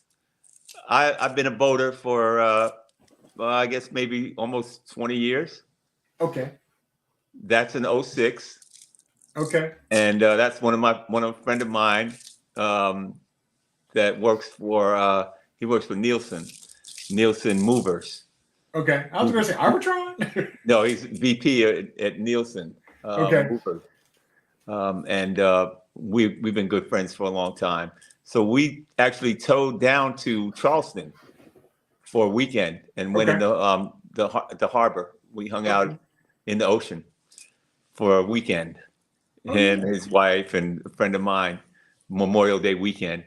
And I'm gonna give you a call before I make that move, though. Yeah, you want to definitely talk to me about it. I go to the boat show every year, and I'm like, I'm not ready yet. Well, see, here's something that you could just kind of dabble with. You could dabble with the club, with the boat club.